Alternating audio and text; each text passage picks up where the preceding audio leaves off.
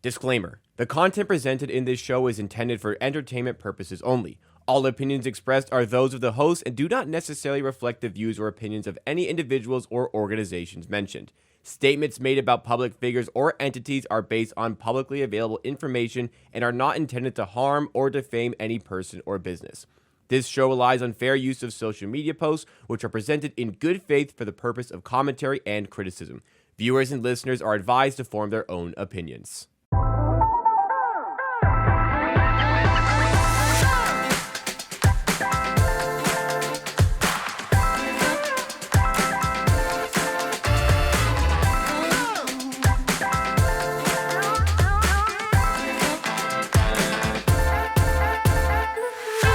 Circle Back right here on the Circles Off YouTube channel, part of the Hammer Betting Network, and presented by Underdog. This is the show where we review the week that was on gambling Twitter. We check out your hashtags, hashtag Circle Back, and we incorporate that into one big show. Myself, Rob Pizzola here, alongside Takes by Jay, Jason Cooper, Geoff Fienberg, and Jacob Gramegna behind the glass. Producing today, I'm rocking the Leaf swag. I'm in full playoff gear. I love this time of year. NBA, NHL playoffs, baseball starting to get into swing as well. It's a good time of year, I think. Yeah, go ahead. NFL draft. I knew you were going to say that.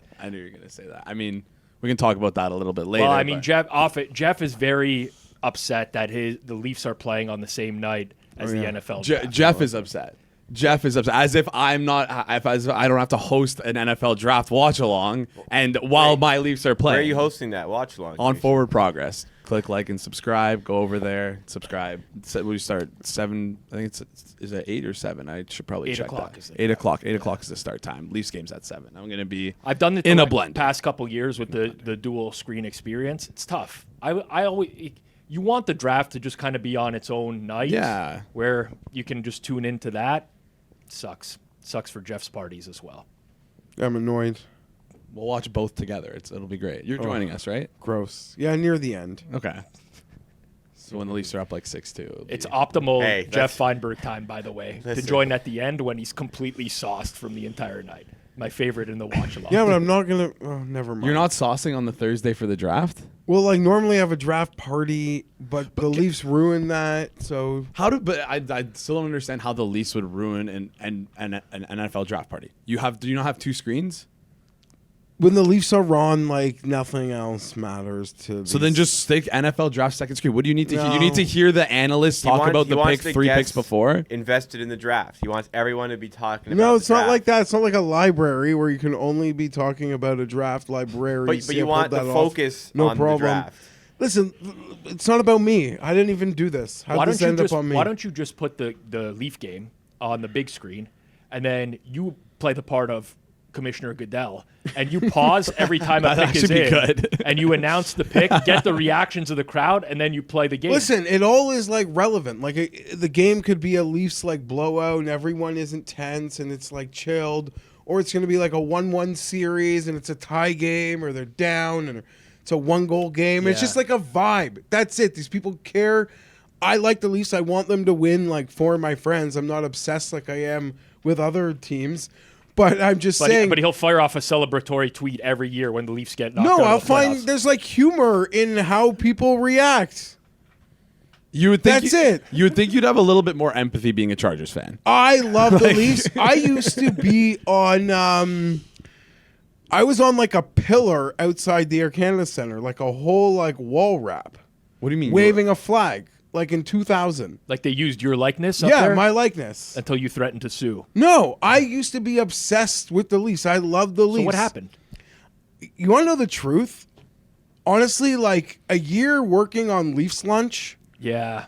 And being in the locker room and going to practice and like getting too close. It's like, don't meet your heroes. Mm-hmm. What year? But not just like the players, like the whole fucking operation. What the year? The people in charge. Oh, Ron Wilson. Who was after Wilson? During Burke years. Yeah. I got turned off by like everything. Those were tough dealing years, with their PR people, like everything about it. This is what I'm worried about when I go have breakfast with George. I'm gonna meet my hero. I know. You never know. But Well, he might also be meeting his. I don't even like not this. go too Why'd far. this become an interview about me? I don't know. It's just you. You just seemed hit the really for some heated reason. before we started the show about the draft falling on the same night as a playoff game. It happens every year. Yeah, but It doesn't happen every year. It's happened the last couple, so it's kind of annoying. That's all. I feel like this is like almost stolen valor from you because like I'm a big Leafs fan. Like this is my team. And You got to work. I can't watch it. And guess what? When I was a fucking runt, I had to work. Rob was with me. I was working Sundays in football season. And then I had little equity, and I said, you don't have enough money to pay me to work these shifts. Mm-hmm. I had enough ability to say, you know what? I'm good here. I'm like a piece of this wheel. I'm not a part of that anymore. Almost like you weren't going to fire me over it because I produced in other ways. But I'd gone up enough in the ladder where it's like, I don't work on Sundays. You took those from me for 2 years. But that's it. I paid my fucking dues. Well, I wasn't doing it anymore. Let me be clear. I want to do the draft watch along as well. So I don't feel actually bad that enjoy you've it, got to like but earn no. your stripes in some ways. Especially since he's bailed on so many things this year to attend Leafs games. Okay. Like, Jason, can you work today? I'm busy. I'm sorry. I Rob, might catch him on TV Last like week, 2 hours later. Last week, I'm like, you'll for sure be at a playoff game. He sits in this room. I don't know if I'll be at a playoff game. Game 1. Who's at the game? I didn't know at the time. I ended up getting tickets. Sure, okay, man. Just being honest. Well, That was the worst 5 minutes. you didn't like that. You Well, wanna- I you don't wanna like. restart? I don't. You don't need like it. being the center of attention. Not You're in like that- the anti-Sean Perry. I don't. I mean, I do some things, but attention-seeking behavior, I don't. I mean, not like that. I didn't want to get into it. How did we get there? That's on me. I don't That was know. me. That Whatever. host, I just listen. It's the job of the host. I saw you a little bit fired up off air. I'm like, you know what? Maybe we'll use that to start the show. And it looks like you were still a little bit fired up about it. But yeah, It's a great night. It's a great season of sports. Great season of sports. That's That's the where we were. That's where we were. NFL draft watch along over on the Forward Progress YouTube channel, 8 p.m. Thursday night. Jason's hosting. We got our cast from Forward Progress is going to tune in over the course of the night. We got some guests lined up as well. Some who are fans of specific teams who will be joining for their specific picks. So check that out over on Forward Progress. But let's get into it. Last week we talked about Matt Zylbert. Jacob said this could have led off the show, and it was buried in our third or fourth slot last week. Well, we're leading off with Matt Zylbert this week, Jacob. Well, I think the bigger story was when he ducked on actually appearing on the Elf Show on the Wednesday to discuss the allegations that were against him. But he ended up going on the show a day later, which is why we couldn't talk about it on with the Friday crew. But this is kind of how the story's wrapping up here. So if anybody wasn't aware of what happened, we talked about it last week on the show, but a quick recap. Matt Zylbert allegedly posted a pick article where he bet under 8 runs in a game at minus 105 on FanDuel, but it got rained out on a bet that he lost. And based on the house rules at different sports books, if he had bet it on FanDuel, it would be a loss. But if he had bet on Caesars, it would have been a void. And there was metadata that showcased that the article was edited after midnight, after the game was done, where it's alleged he changed it to Caesar so he would get a void. He started victory lapping his void instead of getting a loss for his expertly documented record.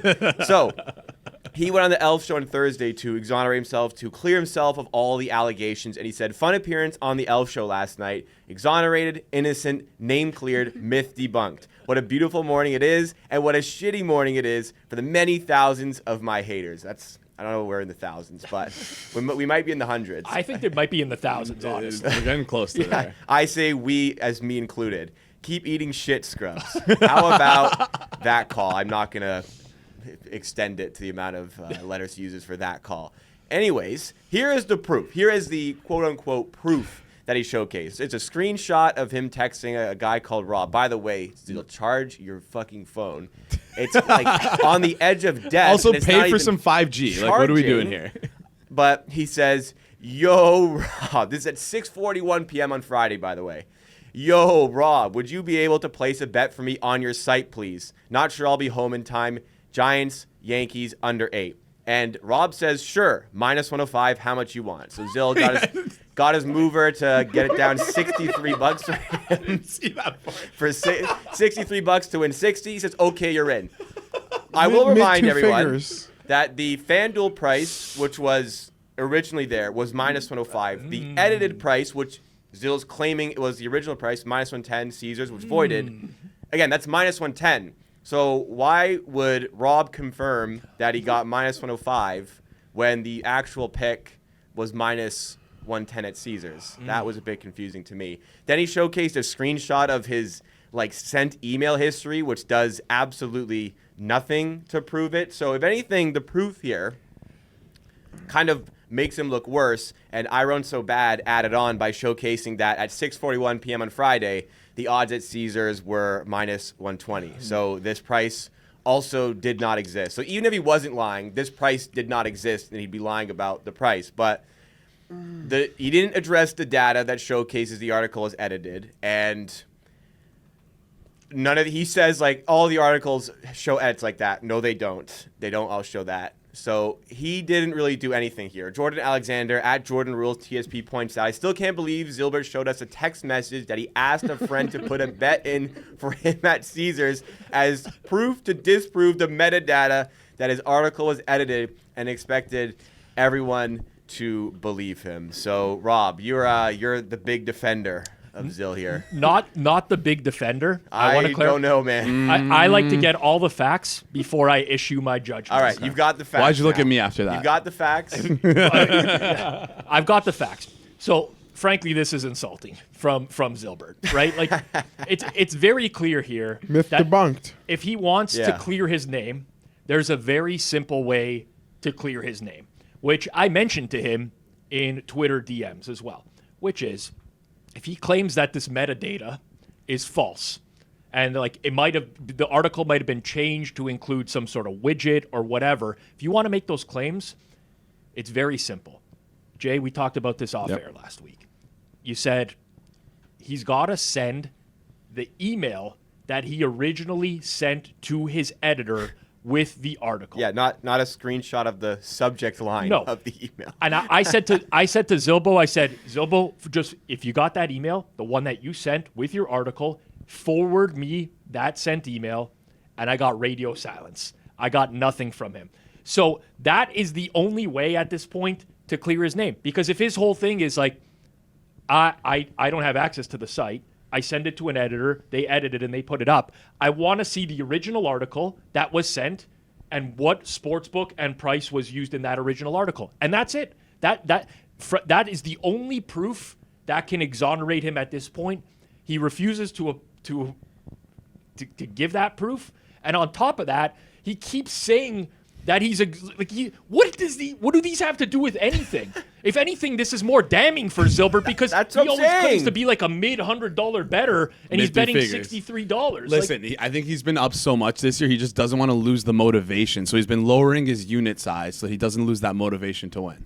But I'm at a loss for words, honestly. I saw this text originally. I didn't see the 63 for 60. I started dying of laughter for that. That was just absolutely insane stuff.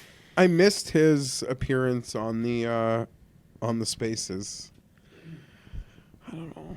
I mean, I'm such a big fan, so I'm torn here. I think Man of the Vig made a fair point in defending Zylbert, and I get it. He's gonna have his haters here and people that want to shit on him.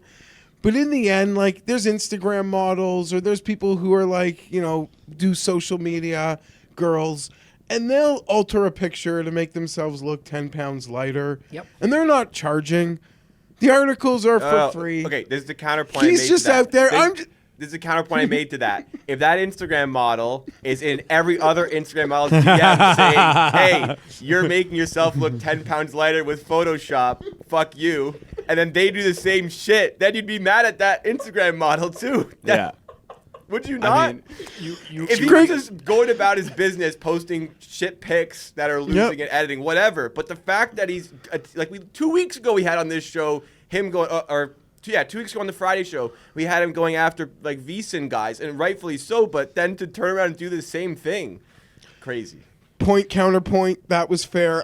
So I have, I guess, the most updated retort from Zylbert this morning. I asked him because I told him I'd be coming into a den of knives towards him if he had anything he wanted to say.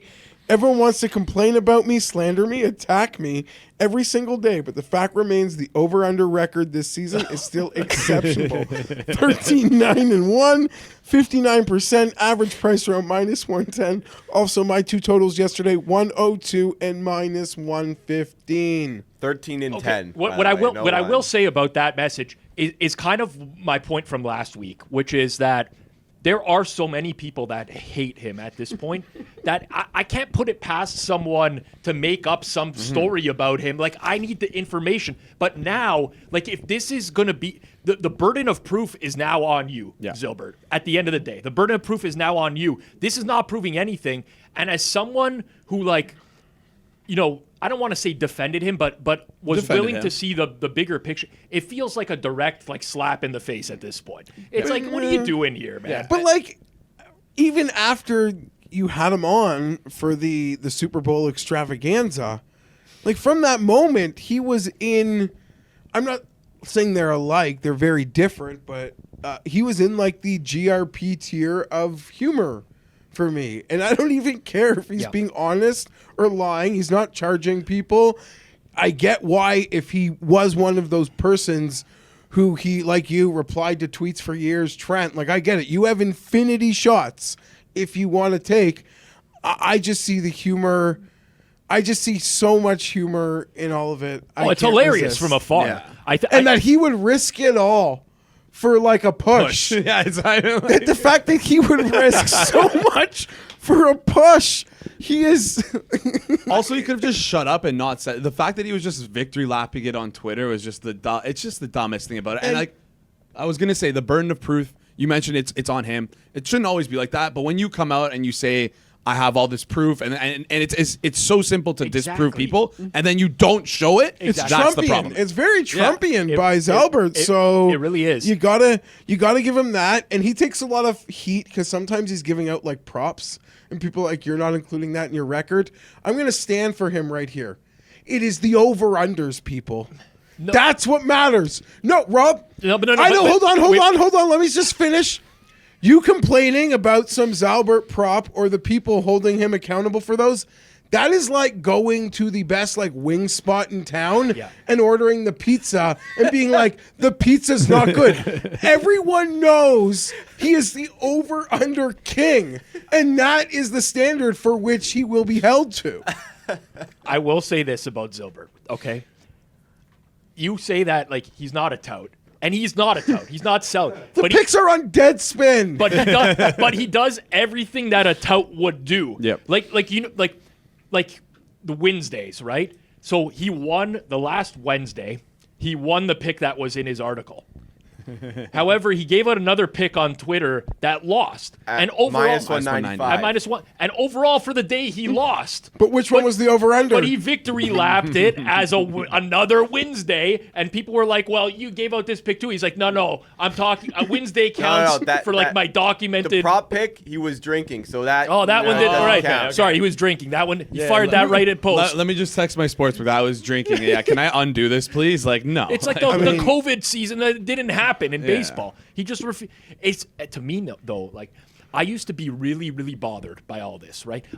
He has a way of triggering people like I've never seen before in my life. And he's just replying with the same things. Like Clive Bixby, good friend of mine. I host with him on Sunday nights on Forward Progress during the football season. He's responding to every. I'm like, Clive, what are you doing, man? You're just going to get the same. This is going to go nowhere. These conversations with Zylbert, they go nowhere, and people get so agitated. There's a beauty in that. He doesn't get. I'm a fan because he's in, the certain tier for me. But I get that he doesn't realize the damage he has done. It would literally be like finding out George ripped a page out of the notebook for a push, and you saw the binder hairs left over where we thought that page used to be, and none of it made sense. That's George's metadata. Yeah. Honestly, do we have to, like, are you going to audit George's notebooks when you go to No, I would like to just see one. I mean, I'd be honored. What if he asked you to sign one? with a Sharpie. Well, He hands you a Sharpie and says, "Jeff, can you sign my notebook for me?" We should get one. Put it in the studio from. Maybe we'll get like a golden notebook. Yeah, Give I want how you could notebook. buy like a hockey stick or something, have a player sign it. Like I want to get that. I want the notebook that has all of his comeback player of the year. Props Oh documented. my God. I Just want not that. that is that page actually framed? that is for posterity reasons. Gonna probably go to Circa one day. For the It's gonna be in the Hall We'll of take Fame. the I don't Zach want Johnson that. Masters one. The live George Masters could one. honestly, you know how people, like ex-athletes or wrestlers, they like run a site where you could buy autographed 8x10s. Yeah. George could probably sell autographed notebooks. You just gotta buy through. You gotta pay through you Western Probably Union. sell at least 10. It's not bad. If he was going to start a merch store, he might as well do that as well. I mean, if the cost, what do those notebooks go for?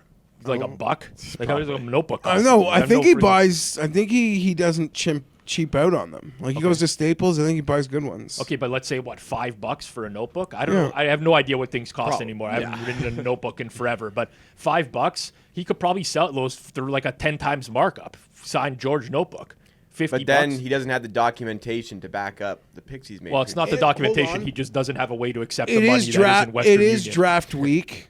Yeah. So like again, like props to George. He crushed it. You look at the CLV he's getting this week.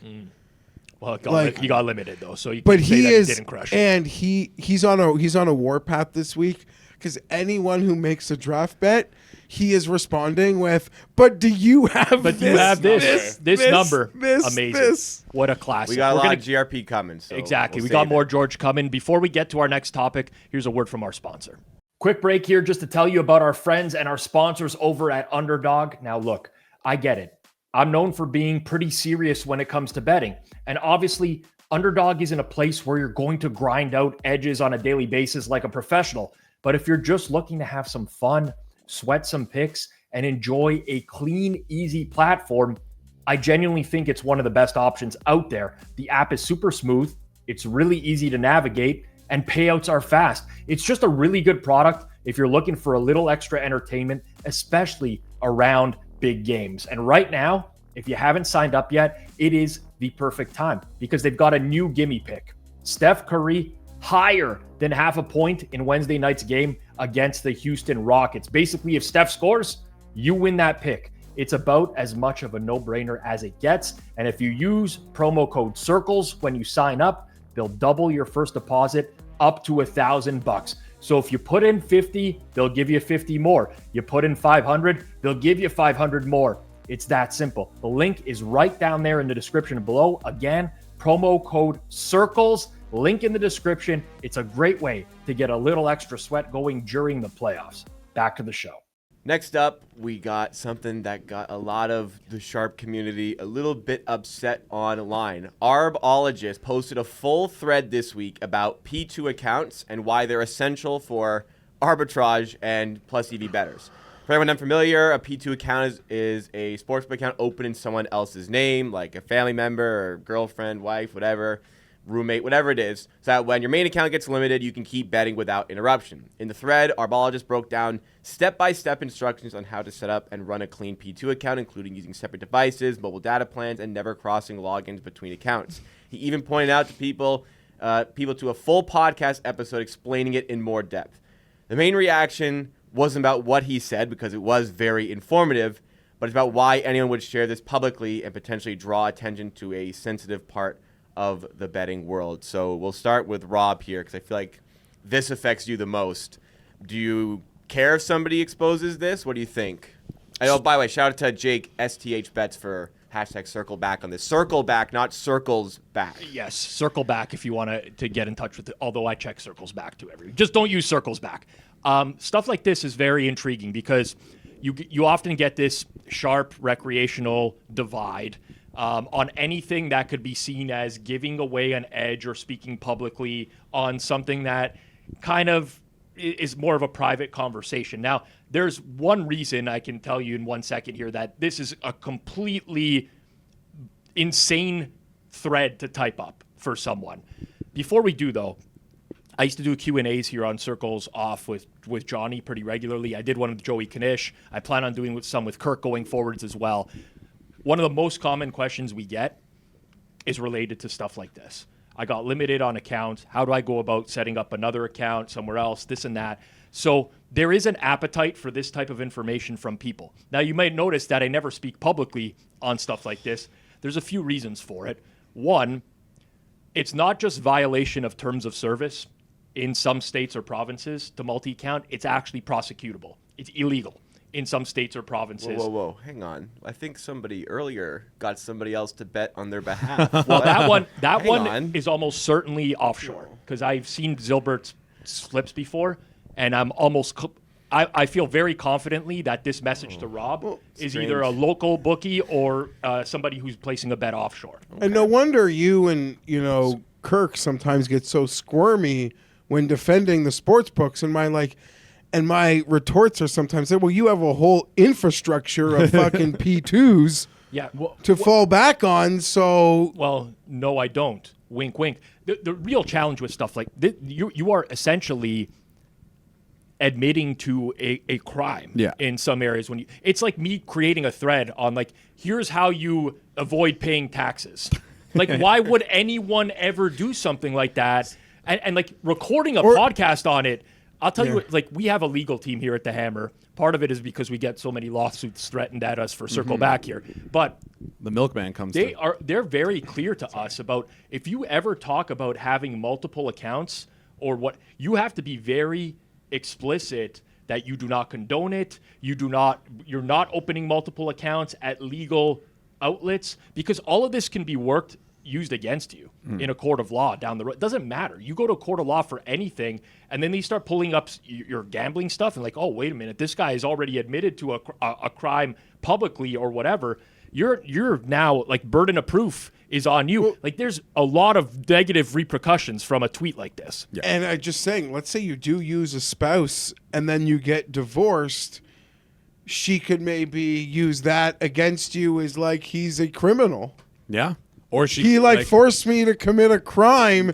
He can't be trusted. Yeah. I don't. You see all the sort of shit that comes out. And I would say maybe more skipping on taxes. It would be a thread on. Are you childless? Well, here's how you can report a child on your taxes, so you can get certain benefits from the government for having children. Right. Right. So I don't even. But I don't know, all you professionals, you have your infrastructures of P2s. So when other people, that's why some pros, they don't give a shit when you say you got limited. It's all part of the game. But again, they have a whole system, a fallback plan in place to have their P2s, to facilitate more P2s. The operations that you and your cronies have for this, it's probably, you don't just make bets, you send out fucking orders. Yeah, it depends on the person. Obviously, movers have to have access to tons of accounts. Originators, depends on what you originate, right? Some things you could just bet into full markets at Pinnacle or Chris or Circa or whatever, and you don't need secondary accounts. That's good enough for you. But at the end of the day, every industry kind of has, I'll call them unspoken rules, things that you just don't talk about publicly. It's everyone knows what goes on behind the scenes. Like a Diddy party. Yeah. Well, I'm not going to go quite to that. But yes, there's just, wrestling would have a ton. The wrestling industry. It's we don't talk about that publicly. Yeah. We never say that. It's kind of the same with sports betting. It's people know that this exists, but you don't publicly comment on it like it exists. But the world is so different now that it does get commented on. And I know this was fun news to me this morning, but I saw WWE and Netflix start promoting a show that is inside the writer's room. Yeah. That they're now taking you into the decisions behind making the storylines. Right. Which is so far beyond the fourth wall that old-time wrestlers would, God forbid. Yes. So nothing is what it used to be. Right? Is that the term? Yeah. Okay. Right? Got it. Nothing is what it used to be. Yeah. I think generally, so I went through the comments of this thread. Doing this for clout seems pretty stupid. I don't know what it's for. I don't know, but it's pretty split, right? There's the sharp side who are like, what the fuck are you doing posting this? Then there's the other people who are like, oh, this is great information. Thank you for posting it. And there's those people that exist. And I probably represent more the sharp side. I hate the argument of Man of the Vig presents this argument a lot. Lots of people do. I don't want to just single him out. But a lot of content creators get attacked. It happened on last week's show, a Friday show as well, for posting stuff that like they can make more money off of if they just found a sharp originator to move it. Yeah. It's like a lot of the sharp people are not rooted in reality. It's not that easy if you have like an edge in sports to go find people to bet it on your behalf and whatever and do all those things, right? But there's certain things where I even will draw the line and be like, it's really stupid to put that out there, even if it is informational in a sense, because there's just so much, like, there's on the arborologist side of things, there's just so much that could go wrong for him down the road by publicly having a thread like this out there. Yeah, absolutely. Well, but it's all just such common knowledge. Like, who gives a shit? Yeah, but again, it's all unspoken, right? But it's like, who cares? Yeah, you could say that. It's so unspoken. It's unspoken because it's so obvious. Yeah. But like that's why it doesn't even be spoken about. Yeah. I mean, he has a picture there. I assume that's not his picture. Like people were doing this. Just like I hope not. Like I hope for the like I hope that's not actually anyone that him. fucking gambled do this. People were doing this like poker 20 fucking years ago. So my biggest question with this is when did partners become P2? When did that shift happen? Because I remember listening to people talk about this stuff years ago, and what they would mention is partner instead of P2. I've never really.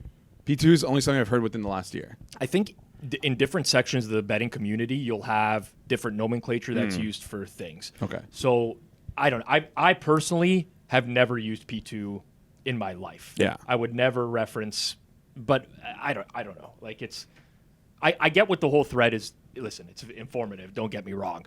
I'm just saying that stuff like this, I personally think you draw the line somewhere and be like, you don't need to publicly post stuff like this. And again, he can do whatever the hell he wants. He's a grown man. Yeah. At the end of the day, I enjoy how much the panties of the pros get rattled over something as truly innocuous and obvious as everything written here. I know where you're coming from. Every fucking book that they work on. Yeah. That they try to get the upper hand on knows about P2s. Of course. Like, no one that they, on the other side is, like, gaining an edge or, like, oh, we're onto this now. And all it is pros with their panties in a knot. It's some of my favorite content. Yeah. In a way, I have slowly started skewing more in your direction over time on these concepts. You know, like someone who posts look the Sal Vitri stuff I used to go off on, right? I think that's horrible. I think those threads are terrible on like, you should bet this prop or the prop's not even available yet. You don't even know what the numbers. All of it sucks. But when you think of what his end goal is to get as much engagement as possible because that is money to him. Now, I don't agree with the way to run things, and maybe this is a bad example, but a lot of times it will make more sense. I mean, listen, sharp community, come at me all you want. Call me a complete fucking idiot. But a lot of times it will make more sense for a content creator to post something publicly, even if it gives away an edge, because it actually means more money for them in the long term.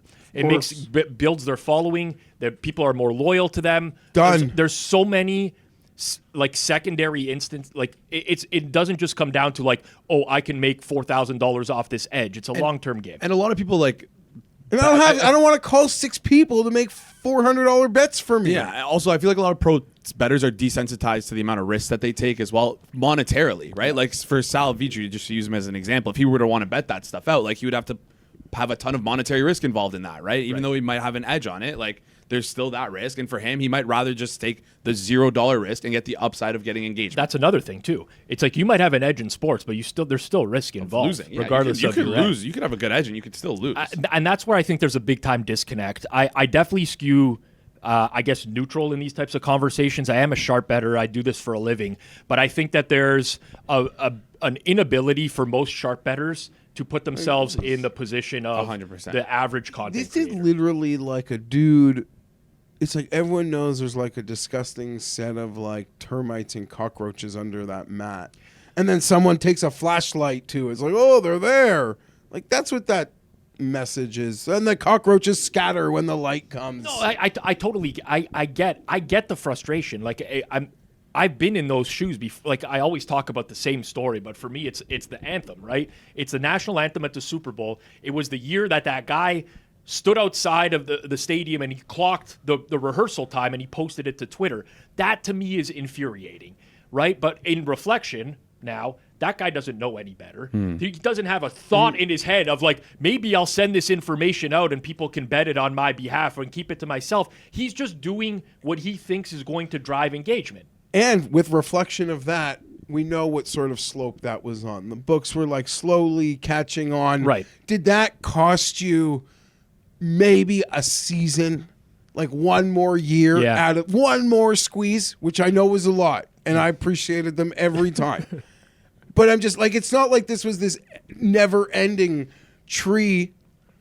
Like it was dying, and that just like made it happen quite a bit faster. But the way gambling and all of these sort of markets have taken such a higher profile, there was no way the anthem was gonna survive. No. And when I look back on it now, it's like I get it. I understand it. Right? I mean, in that moment, it was like, why would anyone do this? So you're looking for clout. You're doing the guy doesn't fucking know any better. He obviously didn't know any better. And at the end of the day, for a lot of these people out there, for the building of the brand means more to them long term than winning money off of betting. That's what it is. And that's just another example. I know I use it a lot, but it's like that guy, he's just a guy, he made his one bet and he was happy to share. He saw a great sale at the store on the 6-pack of Gatorade and he just wanted one. Well, all you sharps are there and you got your kids and your nephews and nieces because it's 4 per person and you're filling up everyone's cart, and this guy only wants one and you're looking at the dude who only wants one 6-pack like he's a freak. Yeah. Why aren't you taking advantage of this? Take 3 more. Call your wife. Get her here. Like, I don't have, sorry, my P2's not available. Like, fuck off. Yeah. We'll keep it moving here, Jacob. You're worried about offending sharps now. First of all, I'm never worried about offending anyone. The reality is you just got to speak your mind and your piece. And I offend sharps all the time as well. And I offend recreational content. I offend everyone in some capacity. Because my opinions are sometimes they can be as pretentiously pathetic as I am stupid. Yeah. Well, and they think I'm an idiot, but they're as dumb as I am. They're as pretentiously pathetic. I could see that. Well, it like goes both ways. My whole thing with that thread was like, that's not affecting my life in any way.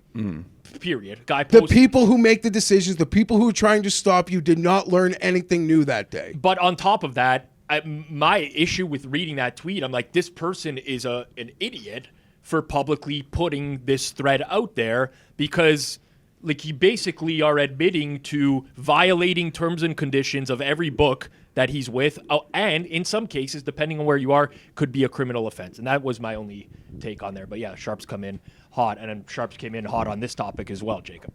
Sticking with the same sort of betting conversations here, there was a big debate over a New York bill that could be set to pass. So, big regulatory news here. Sam McQuillan reported that a new bill has been proposed that would impose major restrictions on legal sports betting in the state, including a $5,000 daily betting cap, a limit of 5 deposits per day, a ban on advertising boosts, bonus bets, and no sweat offers, and a blanket ban on betting ads between 8 a.m. and 10 p.m. or during live games. Reaction has been loud, with Dustin Gooker even suggesting that if this bill passes, operators like FanDuel and DraftKings should surrender their licenses and pivot to prediction markets instead. We covered prediction markets a little bit on the previous Circle Back on the Friday one. But if this is something that's actually passed, what would it mean for New York? Could it have a big domino effect elsewhere? So at the end of the day, regulators, in my opinion, should be responsible for the entire ecosystem when it comes to betting. Protect the bettor, make sure you're making as much tax revenue as possible. Like, how do you balance both? And I think there's some good things in here.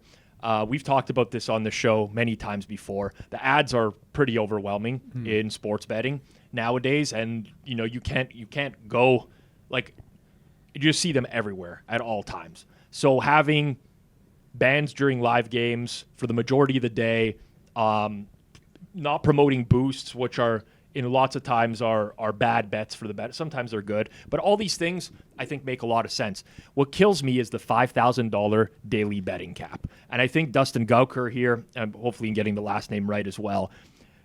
If I was a sports book, I would be like, "What the hell is this?" Because you definitely have VIPs who are putting more into that on a daily basis, and maybe the regulation is like, well, this is like a way to prevent them from losing those types of money as well. But there's not only problem gamblers that are betting $5,000 a day. Like literally, that is an insane number to me. And when I think about, like I've been very vocal about this. I interviewed Joe Brennan, who's now part of American Bettors Voice as well, about lobbying on behalf of bettors. And my fear was always that you're going to get like over-regulation and people are going to start to step in and put things into effect that don't make any fucking sense because they don't get it. It's like asking someone who's never driven a car in their life before to like amend the rules of the road. It's like, here you go. What do we got going on here? Let's fix it. And a $5,000 daily betting cap, in my opinion, does not help sportsbooks in terms of generating long-term revenue. It doesn't help bettors either, especially from an engagement standpoint or those who like to bet bigger. I think we're getting into territory now where I see something on a new monthly basis, which is like, this state is considering this state is considering this. And my immediate reaction is just like, this why? Is stupid. Yeah. Why? Like the biggest thing for me is like, I've seen this a lot with some of my friends who like bet on sports. Sometimes like it feels like what would be happening here is those people who were to be betting on sports, if they were to hit that daily betting cap, they'd then be pushed into iGaming and into the casino, where it doesn't seem like they want to put a betting cap on that, which I find very interesting. Like good point. Because I've noticed this a lot with friends, where like even if they win, they'll head over to the casino and they'll just burn it all there. Listen, some of my friends are dumb, and that's how people want to play and use their money. That's fine, but like I think I have a big problem with like, it seems like they care more about sports betting when like, in my opinion, the real problem is having the iGaming on your phone, casinos on your phone. Like that should be a little bit more of a focus from regulators, which I haven't seen at all. It's like all on sports betting. But the last 2 points, I'm okay with that. Like the ban on ads promoting boost, sure, why not? Yeah. And the no ads between 8 and 10 p.m., sure, I'm fine with that. The big thing, like New York is already considered a state where it's going to be very challenging for sports books to make revenue in the long run, right? You've heard of talks of like potentially, the tax rate is so high in New York for sports books that it's a little bit more challenging. If you start to cap bettors at betting a certain amount, it becomes even more challenging. So I know you're trying to balance like responsible gaming efforts with, as part of the regulation as a whole, but if you start to impose these types of bans, you lose regulated betting. Eventually, sportsbooks just say, we cannot turn profit in this state. We're out of here. And then what happens? All the money goes back to street books and to offshore. Yeah. And completely defeats the purpose of why you wanted to regulate in the first place. Yeah, part of the reason we want to regulate too is like you can list down that you're a pro sports bettor on your taxes, right? But like if, like you said, like how is anyone supposed to win? Like if you want to be a pro sports bettor, you cannot live in New York if this is the case. It'd be impossible. How would you be able to sustain yourself on this? Also, if you're a Fezzik subscriber, you'd be fucked as well. Laying like minus. It's true. Like, that's another great point. If you're laying minus 8,500, you got to put some real money down every day. You're done. There goes half his business, Geoff. I don't really have anything to add here. Top two, they don't really make sense. The max 5 deposits is just like the most random, absurd number. And also, I get it because like somebody who's probably like redeposit, it feels like they're good. Chasing and it's bad. There are people I know who are crazy where they will like deposit by day. It's like they give themselves enough to bet what they want to bet now. I never have understood that. Yeah. Like for me, I just keep the accounts funded. But okay, sure. But the betting cap in a market that's already such a high tax rate, it's kind of absurd for the books. Like I got to be the book defender here because Kirk Evans isn't here today. But also for the player, it sucks. It's brutal. It's bad for everyone. I just don't even understand how the no during live games could even work, as we'll get to later with current NFL job postings. they're part of the program. Like they're the main sponsor of everything. Well, right? Even like what we have to endure here in Canada in the breaks before, when the NBC feed drops off at night and a minute before they go to the main feed. Like everything is facilitated in these studio shows and on the broadcast, some of it from these gambling advertisements. So how are they going to just remove those from the game? I guess it's a fair point. In my head, I was just thinking like just the pure commercials. Like I think like in the broadcast where it's like whatever, if it's presented by FanDuel, if it's presented by Underdog, presented by whoever, and it's like I think that's okay. Like we see that a lot with like TSN, like. Yeah. And if they like to contextualize, I think it actually does help contextualize and push the conversation. So I think you're right there. I'm more so pro no commercial. So am I. Yeah. But also, I'm kind of sick of commercials as well. So that's kind of. I hate all commercials. Like I would just be no commercial for anything. Yeah. Like no ads between 8 to 10 p.m. for everything. Well, there'd be no such thing as live TV. I know. I guess. As well, there if there was no monetization, but streaming, maybe no. Yeah, absolutely not. A lot of shitty content out there, especially in the sports betting space. But tell you might be able to find some good sports betting content in written form with Kirk's Hammer. Why don't you tell us about that? Yeah, absolutely. So I think actually some people are thinking that like this is going to be picks in my newsletter. I'm not giving out picks in here. It's just betting content. I write this in the newsletter. It comes out on Tuesday. Winning in betting is cool. Like we've kind of forgotten about that. Being able to win is fucking cool. Even if, I shit on Odds Jammer, even if you're an Odds Jammer, it's cool to do something and make money where you're kind of not supposed to. I've been doing it for a while now. I kind of am going to tell stories of my experiences. Yeah, I'll put the link in the description. All you gotta do is put in your email. Click on the link. It'll take you a page to put in your email, and you'll have access to Kirk's Hammer every week. And I'm sure he'll keep you satisfied on a weekly basis.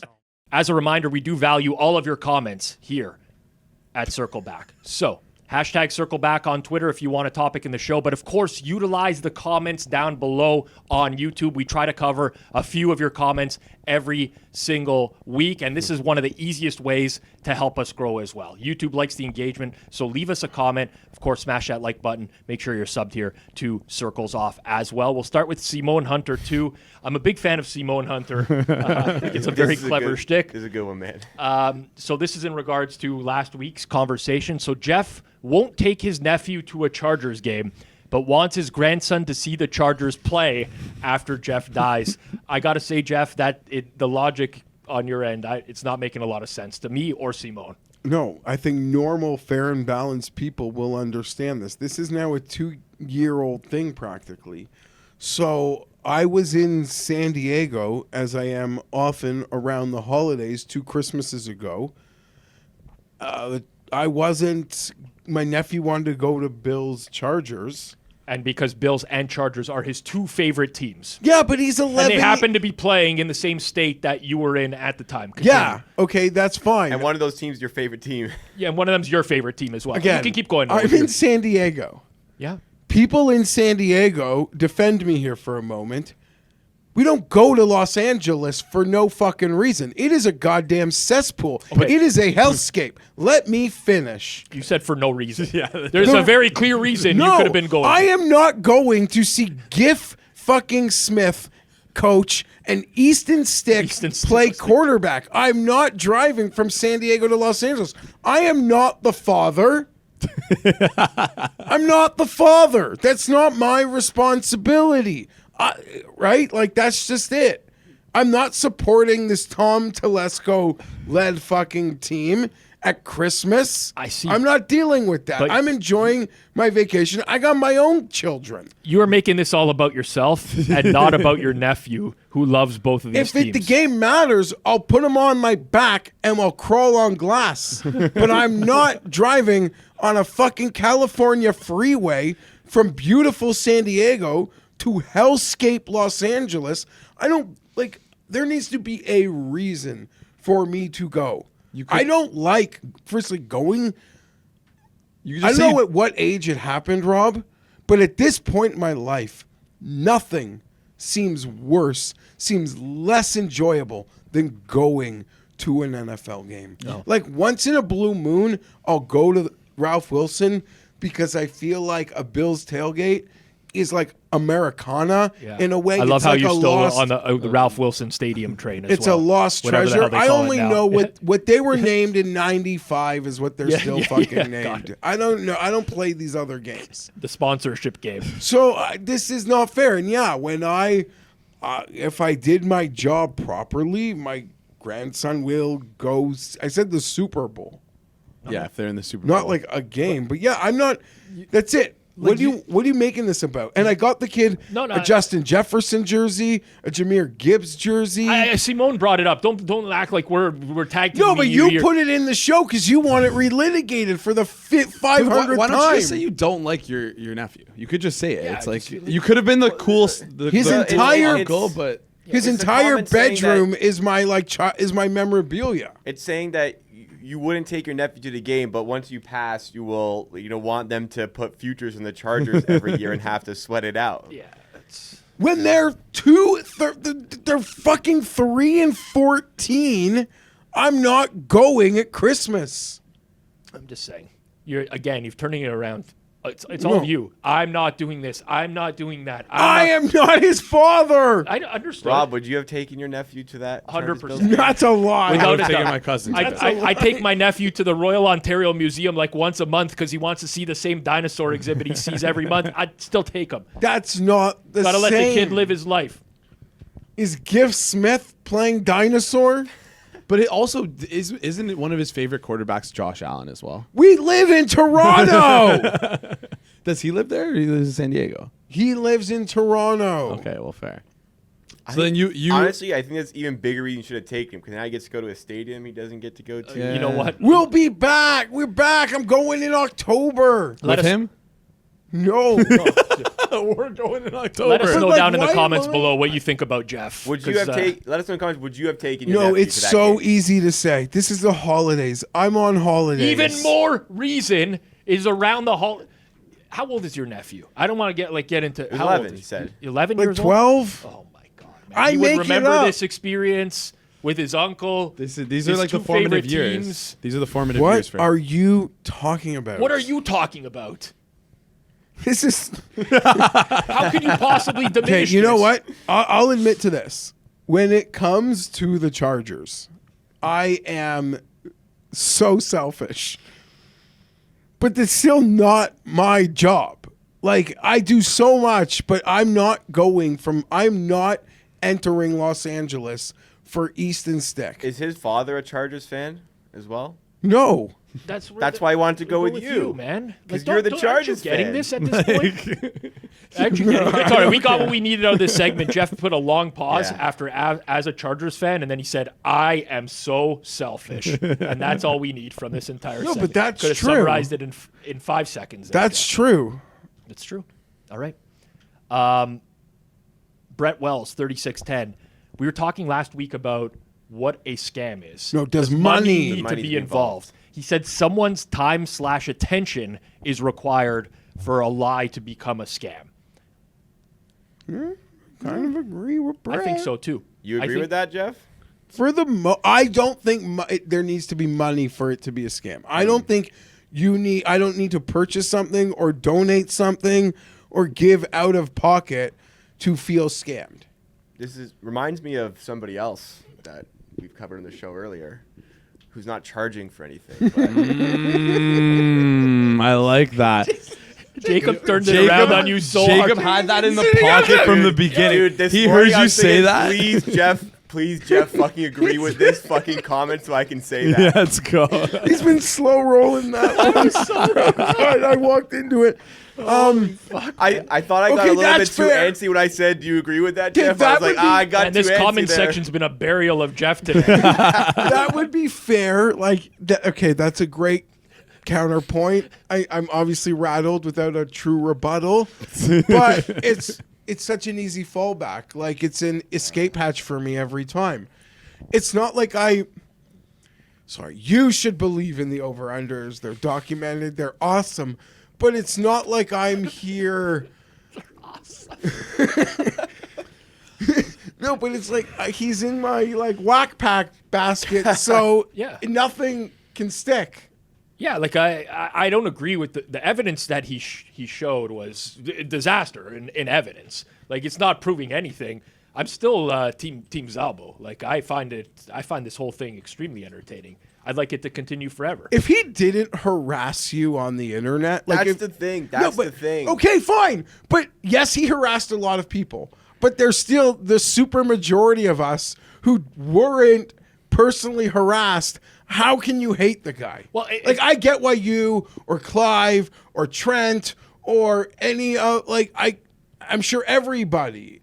But I wasn't one of them, so I don't feel that. The comparison I feel like I can make, again, wrestling's going to come up again on the show today. It's like me going to like wrestling and being next to like a 14-year-old kid who thinks the whole thing is real.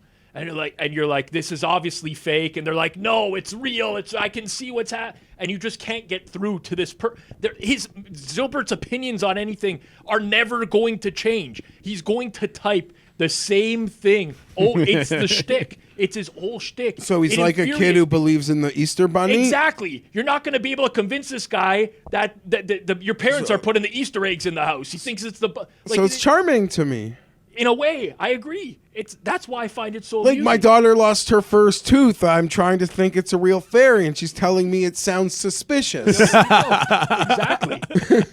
Exactly. I also will never get over how much Jacob cannot. Like I can feel the resentment. No, I said to Jason before, this is it. I've exhausted everything I can on this topic. I'm glad I said my final piece, but it's time to move on. Connor Hartle, 7895, one of many to tweet something similar. I volunteer myself to be the camera guy for Geoff and GRP's diner tour. Don't need a dime, just need to witness two legends yucking it up in the wild. So this was we saw a few of like this. When we made a comment, no, it's your job. I want to do it. Yeah, no.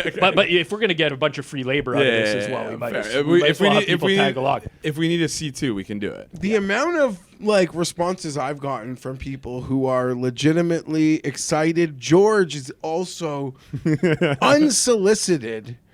Like he's looking at flights. Yes. For me. For you. Yeah. He's like, there's a flight every hour. He is sending, he is letting me know. What is the ideal we have to one brainstorm day this. Itinerary? Okay, maybe it should be at least a day and a half. We need to brainstorm. Yes. Me, you, like Moretto. Definitely, we have to have a breakfast. This is French going. toast breakfast. Yeah. This with is a gonna napkin under the plate. Yeah, no, this is gonna hit.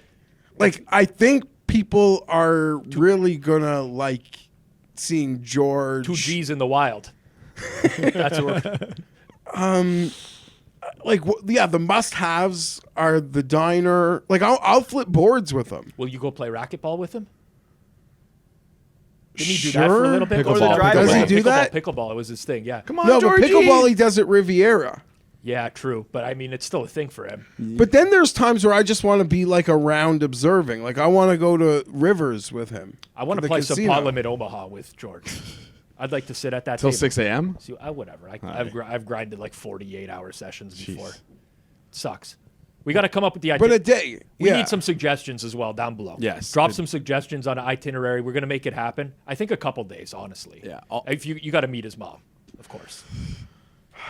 No No jokes here, by the way. No. I guess so. Well, that's the other thing. Like, what would be the best? Like me just chauffeuring him around, him driving me around while we pay for the gas money. No, we're going to actually make Jason the driver. I like the idea I'll of wear a having him suit. put on the full suit. I'll wear a suit with like a bow tie. But then you even had a great idea. Like, maybe we get like a town car and it's just me and George yucking it in the up back seat, just Yeah. living it up.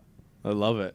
Well, Would you be comfortable driving around the Chicago area? Like, Me? what if we rent you guys like a convertible or something Okay, like that? hear me out. we got to stick to one side of Chicago, right? If I don't you know ask- I honestly don't know which one it is, though, so we might be a little screwed if it's me. When I was on a Mayo Media road trip for the President's Cup in Montreal, the signs were in like a different language. But some of the feedback from those guys was like,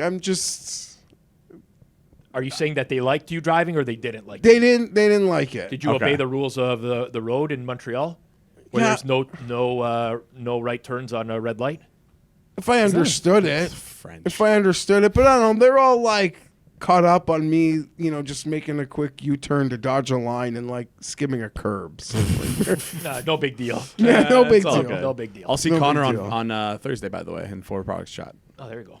Beautiful. Recurring watcher. Recurring watch along Yeah. or forward progress. Recurring chatter. Guest. Yeah, chatter. Chatter. That's Yeah. it. We got something fun planned for our next segment can't here. wait for This this. was suggested by Frank Rambo at Jason Williams I7 on Twitter. Suggested a game where I showcase a tweet by either a GRP Wins or a GRP parody variant, and you guys have to guess if it is the real GRP that tweeted that or a fake GRP that tweeted that. So we have 15 possible answers here. smokes. We can just fly through. Here are some examples of some of the variants that are out. This is not all of the variants. This is some of them. Alien GRP, Italian GRP. What the blind one? There's a Braille. braille. There's There's a Braille one, a one. blind It's so one. funny. There's an Asian one. There's a lot of. There's a Jewish one. There's a lot of these. Giorgio Rigatoni. Giorgio Rigatoni Panagaki, George Riley. I love at GRP Nguyen is the best Nguyen, one yeah. by far. That's why I titled the segment GRP Wins or Nguyen. It's not just GRP Nguyen who features on this, but there's gonna be 15. So I'm putting it on the spot. A little friendly wager on this of the loser has to post a George-style selfie with a meal selected by the winner of the contest. Okay. You guys So, okay with that? How are we gonna do this? 3, 2, 1, and then you say real or fake, or how are we gonna do this? That's a good question. That's a good question. I just I didn't- someone is running all of these. Yeah, It has to be. For sure. And For it sure. is- For sure. I just noticed the first one is at I come in peace GRP. The CUM. That's like the guy who. Oh wait, there's a guy who always responds. Okay, no, I can't even bring this up. I don't know if GR Ponwa.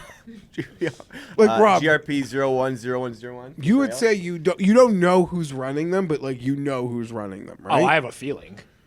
I have a Say feeling it. that Frank Rambo guy is involved running in it? some capacity. Playmaker Dave would also be someone I'd point the finger at that could potentially be behind these. There's someone. I mean, it's gotten like. He literally did a full segment on the Elf Show last week, like 10 minutes, where there was somebody who had a George soundboard that was answering the question. Yeah. Like George was very confused as to what was happening. It's gotten incredible at this point. So what we're gonna do? You guys are gonna write on your phone the answer. We're gonna all reveal at the same time. Okay. Well, we don't have to reveal at the same time, but if we see you typing on your phone, you're obviously cheating, correct? Yes. So, but you have documented to record. Loser Here has we to go. post a selfie by Friday. I'd say, or end of the week. Okay. So and the winner gets to pick the meal. Obviously, don't make them buy like a $300 steak or something, but yeah, I'm just gonna put up a calculator and just go. just like show one, each other. two. Calculator's better. Calculator 1, 2, or One is real, 2 is fake. one. Yeah, I don't know what these slides look like, so we're gonna. So here's a first example. So I'll put up this. Here's the photo that's blacked out. Here is the prompt. Sorry about the text there, but there's my once a month cinnamon apple pancakes that I eat about every 3 weeks. So I'm supposed to put 1 if I think it's real. So you will say 1 if it's real, 2 if it's fake, All right. All right, and so show your ansers. I got one. I got one. One. Everyone We We're think all this is chronically online. We've the all seen this real tweet before. Are you GRP, kidding me? And you are correct. It is the real GRP with his cinnamon apple pancakes, which he points out are not his once a month. Guess which burner sent it. Some of them would be easier than others. Maybe a tiebreaker. I hope you don't include the Braille one, because like that one is just. Well, we'll see. We'll All see, right. we'll see. Next up, we've got once a month. I go bet at Bet Rivers Casino. The food is terrible, but their service is B+. My first futures bet is OKC Thunder to win it all plus 180. I bet teams, not numbers. Everyone with a brain knows this is the Thunder's year. So 1 if it's real, 2 if it's fake. All right. Show it off. 2. Everyone goes 2. It's And GRP leaks. What gave It is correct. It's George Riley George won't Penn. bet basketball. Are you kidding yeah, me? and what gives it away, because I had it for a bit, like unknown. Everyone with a brain knows Yeah, this is the I wish Thunder's year. I thought about cutting That's that out, the but I one think it line wouldn't have where been it's right. like I knew for sure. I don't think I've ever seen real GRP bet NBA. A good couple point. times he bet it. He was betting it this He week. used to bet it a lot, Okay. long time ago, when he had the rest advantage. Sorry, the all right. guys would get All right. home, from a long road All trip. right. They got to do their laundry. I think those two were a little got bit to see the layups. wife and kids. All right. Hopefully we get into the weeds a little bit. All right, so here is an account quote tweeting Lucy Burge showcasing one of her bets. And it says, she is so hot when she just wears these baseball jerseys, but she needs to update her profile picture. Okay, we Real or fake? One. we all have seen This has to be real. There's Yeah, it is real. It is real. Okay, yeah. It is a real. I thought I could get you guys because all of the variants posted a version of this because this was a big one. All right, so we're 3 for 3 so far. Next up, I actually bet at least $1,000 on each prop bet that I recommend, and I prove it with a bet slip. If you have a sports gambling show and you want to guess that actually bets, I'm available. You got it? This is tough. Yep. Are we Three. ready? got it. You got it. 2, 1. I got real. So what? One. So One. I'll tell. It's GRP leaks. So It's fake Rob, because he hang doesn't on. just bet 1,000. He So bets less than Rob 1,000 has on real. props. Jason and Geoff have fake. Yeah. It is the real. GRP. No way. But he doesn't bet at least. He has 500 on Travis Hunter. What do you want me to tell you? I know his style, man. At least I think I do. Rob's the only correct answer I'm here. in the lead here. Perfect. George, you fucked So me. Rob's in the lead now. He's Next. bet less than 1,000 on Oh, I props. spoiled it. no. Okay, damn. Okay, so we'll go. Rob's Sorry, in the lead. That's a big lead. we'll go. We We'll- got we'll- the we'll fake, see. Skip one. fake, So, okay. anyways, this one was from the Mexican restaurant Los Palos. Poyos. Poyos. That's Pollo, sorry. Some beans and enchiladas, not bad, but not like south of the border. This is the Mexican Georgia. Yeah. It is the Mexican. This Yeah, is okay. the dead giveaway is Los Pollos, which is Los Pollos Hermanos from. From And Breaking so Bad. this one was in Spanish, and I translated it for the segment. Anyways, I think you guys would have gotten that. So Yeah. it's Yeah, fine. I saw that one. Next one. Once a month, egg salad, in brackets, mayonnaise is dangerous. Real or fake GRP? All right. I'm ready. 3, 2, 1. Real. Fake. Fake. So Geoff says real.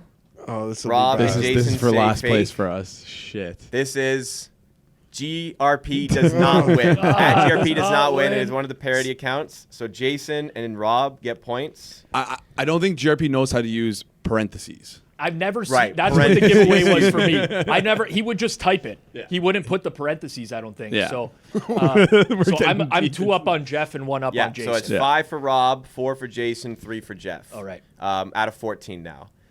Next one. So that's a photo that was quote tweeted. Okay. This is the alien GRP that says, I, GR probes, slither into Chick-fil-A 4 orbits yearly. The chicken sandwich, C, fries, B, crispy lights that make my proboscis throb. Anyways, the quote tweet, my fans have quite the imagination. Remember, I am the only real GRP, though. Is this the real GRP or the fake GRP? Oh, this one is so tough. All right. 3, 2, 1. Real. Real. Two. Fake. So Jason says fake. gotta Rob go and real. Geoff say real. This is GRP Wins Leaks. Let's go. GRP Leaks 6-9. I'm in So big trouble. George here, would not boys. capitalize real GRP. I don't think he refers to. I have never seen him refer to himself as GRP. So 5 for Rob, 5 for Jason, 3 for Geoff. Damn. We're just over halfway through. Next one. If you're going to eat fast food for dinner in the Chicago area, opt for a delicious combo: spicy noodles over wonton soup with sweet and spicy peppers. Fuck. So we have the wait. photo- This one is really hard. So we have the photo here blocked out. This Well, one let's- is let's get really the answers. tough. 3, Okay. 2, 1.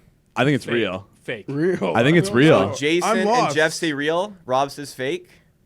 Guys, this is GRP wins. No. Hey, guys, I'm out. there's no way he would use a semicolon. So Oh, I Delicious missed that. combo semicolon. I I'm so missed rattled. that. I missed that. I'm getting Here's done. the- I remember there was one time where he tweeted about eating like an Asian soup, ate and pho. Pho was. That's what all of these are plays off of originals.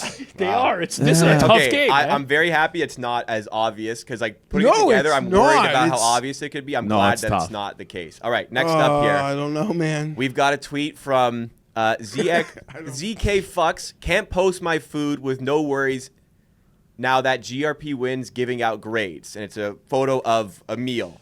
And the comment reply says, I do see bone, would the ham. So I respect that.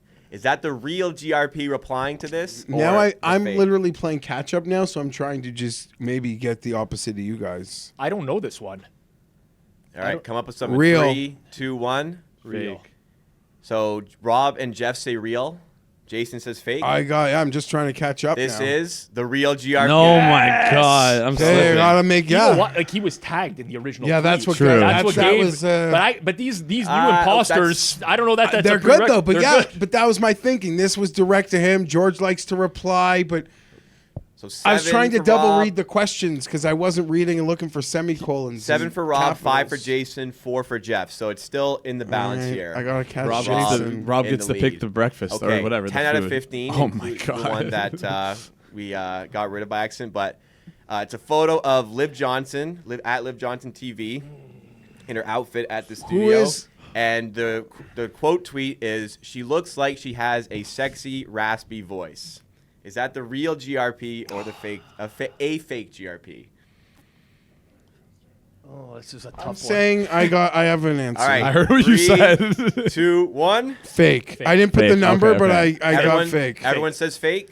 Yeah, I went with I hope to fake God this is fake. because It's fake. Okay. At GRP wins. he does this at with GRP Kelly League in 69. Vegas. But he doesn't say the sexy raspy voice. He just says the raspy voice. raspy He doesn't voice. never say I if it was. cheated. I cheated, and I looked up Liv Johnston just to see where this Fox station was from. And if it was from Ohio, I probably would have said real. But this is Fox Atlanta. Does she follow him? Does he Illinois. follow? Sorry, does he follow her? Sorry. No, it's I've just- never seen GRP. GRP has Yeah, specific yeah. women he tweets about regularly, And Liv Johnson's not. and Liv Johnson is not. Rob is. He's not Fox Atlanta. Yeah. All right. I'll let that slide. Next but that one was here. Kind of No, I think that's good investigative research. So the tweet is video in 30 minutes showing with a typo, showing off my haircut and NBA playoff bet. Jacob, you're so good at this. I went through like an arsenal of bookmarks. I whittled it down to 15, man. So you guys said that he bet. You guys said that he bet NBA recently, and I didn't I'm see gonna that. say. I'm gonna. All right, let's do it. 3, 2, 1. Real. Real. Everyone says Oh real. damn it! It is real. Yeah. Oh my I thought that was- God. It was his I thought it would Rockets stump series you bet. because of the NBA Rockets. bet. I thought it would get you because Rob said earlier he doesn't bet NBA. I'm like, oh, that's gonna get them, but no. No, I the saw typo he is bet what the sold me. Rockets in the series. Okay, next one. Having lunch at famous Taco Racco in Fort Lauderdale. Excellent guacamole. Full review to come. Well, like, how deep did you search? Because George, any reels? I mean, I might be in last place, but George hasn't been to Fort Lauderdale in a bit. So that's like, Ooh. you know. That was my thinking as well. All right, 3, But- 2. oh, shit. Come on, all right, 3, 2, 1. Come on, Jeff. real. I'm I think going it's fake. fake. I gotta I'm make pretty sure one it's up. also Rocco's Tacos, not Taco You think Rocco. I this might is be the, wrong. you guys think this is the Spanish variant? I think so. This is George. Oh my God. George. So in knowing that the Spanish GRP was up earlier, I did search through GRP for any Mexican food related. Yeah. He Oh doesn't. my It's God. not his Stuff thing. with you That's guys. why I caught. But again, this is what he would do on vacation. Jacob said he gave a deep, extensive, exhaustive search. I So- love this photo so much. Am I tied right now with you? Yeah, we are. So it's 9 for Rob, 7 for Jason, 7 for Jeff. How That many is are the- left? Oh, We are currently on 12, so there's 3 Rob's left. like Dormy, pretty much. So Rob's Rob's probably pretty gonna much select Dormy, the yeah. meal. Don't say that. Yeah. No, hold on. I got to be able to eat the meal. I'll just buy it and take a picture. All right, 13. Does not look good. And what's that sauce on the eggs? This was a reply to what's her name? Who used to work for Stacks? Bradley. Tabitha? So she posted a photo of her breakfast. Since Damn it, been that's- deleted. George got it deleted or something. But it was a reply to her egg breakfast that had ketchup, and it says does not look good. And what's that sauce on the eggs? Is that real George or fake George? Are you trying to throw me off here to try and like get me to change my answer? This is so tough. All right, 3, 2, 1. Real. Fake. Oh. All right. Make one on Rob here. We can get one back. It is the real George. They're back in it. It is 9 8-8. So Jason on 8, Geoff on 8, This and one Rob wa- on 9. This game I fucks so hard. outsmarted myself because this one was so obviously real that I thought it was fake. You know The what I'm second saying? you said it was Tabitha response, why- I'm like, that's why- done, George. And Jacob, in a way, I did accidentally you give it did away. accidentally give it away in how He revealed the retold question. the story. I know, but he will do stuff like that. No, but to that was throw an you off the accident. scent. But again, Jacob's done an I missed incredible that. job here. I'm so like Jacob- third eye that I'm pretending to. You think I'm fumbling on purpose to screw you up. Yes. You think. All right. 2 more to go. It's 9-8-8. This one has a photo. I'm having a second piece of toast since the bread is homemade, and I'm pissed my KKXX cost me $500. It's time for a walk. Real or fake? Whoa. Geoff, I think, knows the answer to this one. Okay. Okay. 3, 2, 1. Real? Real. Everyone says real. It is real. Oh mom my made bread this god! Yeah, I weekend? remember this. were- he's like become self-aware when he There tweeted were this. enough that parodied this that I thought maybe like you'd think it was one of the parody ones, and it's like such an absurd But tweet. sheesh, what's he doing with it? All right, so it is 10-9-9. I hope to God you don't all Do you, tie. do you have a but bonus question? I don't have any. How about this? bonuses If we ready. all tie, that means you have to post the photo now, Jacob. And we get to pick. Yeah. Okay. We can't coordinate. Okay, no coordinating, but yeah. I think that's Yeah. if you all tie. Okay. Last one. See, this could be I the think it's the real toughest. tweet that the other tweet. Once a month, Fuck. I want egg salad for lunch. And of course that means I'm going to the Jewish bagel place for a great bagel and the egg salad. Only a dummy would get egg salad at a grocery store. Parentheses, mayonnaise can be dangerous. This is a tough one. Okay. For all the marbles. 3, 2, 1. Real? I'm going fake. Oh, Jacob, man. Oh this my will give us the fucking chance God. at Jacob. Holy fuck! This will give us the, Jacob worked a great game, but I got tricked the first time because I swear I remember George once tweeting mayonnaise can be dangerous. Oh. And that's why I fell for the earlier Oh. one. I hope I didn't get fall for this So one. Jason and Jeff said fake. No, we said said real. real. Rob said fake. This is real. Yeah, it's a three-way tie. So, wow. Jacob got roped into this for no reason. Don't leave Rob hanging. What the fuck are you doing? Don't leave him hanging. Oh, you're far away. you're far away. crazy. I didn't know that was So coming. final score Wow. 10, Oh. 10, 10. Holy, so that's Jacob, that was that's a great chronically game. online behavior from us. That I was- organized a great game and That I was a get great fucking game. sewered for it. Jacob, All I'll right. post That one was- with you in What's solidarity. my meal? Egg salad Something from you like. I don't want to make you like George does it with things he likes. He's not posting with things I he was going to doesn't get him like. to do something really stupid. I haven't thought about it yet, but I'd like All right, it to be you real guys, embarrassing. you think about it, maybe comment what it should be. Yes, absolutely. God. Wow, what a segment that was. Garbage To be play. fair- Hopefully you though- played along at home and you had a blast. To be fair, though, I organized a game with punishment that I could not have participated in, so maybe I deserve getting shit for that. Yeah. Yeah. It is what it is. There was some like good game mind tricks in there from Oh, yeah. Jacob as well. Yeah. And the problem was like knowing George, these burners, they're like They're so good, man. yeah. They're so good. That was a great suggestion, by the way, from Frank Frank Rambo. Rambo. We should also insert a segment before, and I hope people played along. I want to know what score other people got if you played along. Like I think that'd be cool to see. I'm in the sure comment most section. people were playing along. Yeah. I don't know if they were keeping score, but I think Keep they were score. playing along. Let us know. Ever had your deposit blocked right before a big bet? Ever needed cash at 2 a.m. for another shot at the tables, but you hit your ATM limit? Listen, I've had experiences like this, so I'm sure you have had them as well. You never know when you're going to get that message about a big edge somewhere. You've got to fill your account quickly before it evaporates, and you just can't get that money in there in time. Your bank blocks your deposit. Maybe you get the deposit through, but it takes 30 minutes for that deposit to process, and all of a sudden, you can't get down on that huge edge that you wanted. Well, that situation arises no more with Edge Boost. Edge Boost is the first ever bank account built for bettors. Edge Boost gives you fast, reliable access to your funds, making it easier to move money when and where you need it, without the delays that can come with traditional banks. For you high rollers, you can move up to $250,000 a day on your Edge Boost Visa debit card with unlimited withdrawals. This works 24/7 for instant deposits. Never wait for a wire to clear again. It gets better.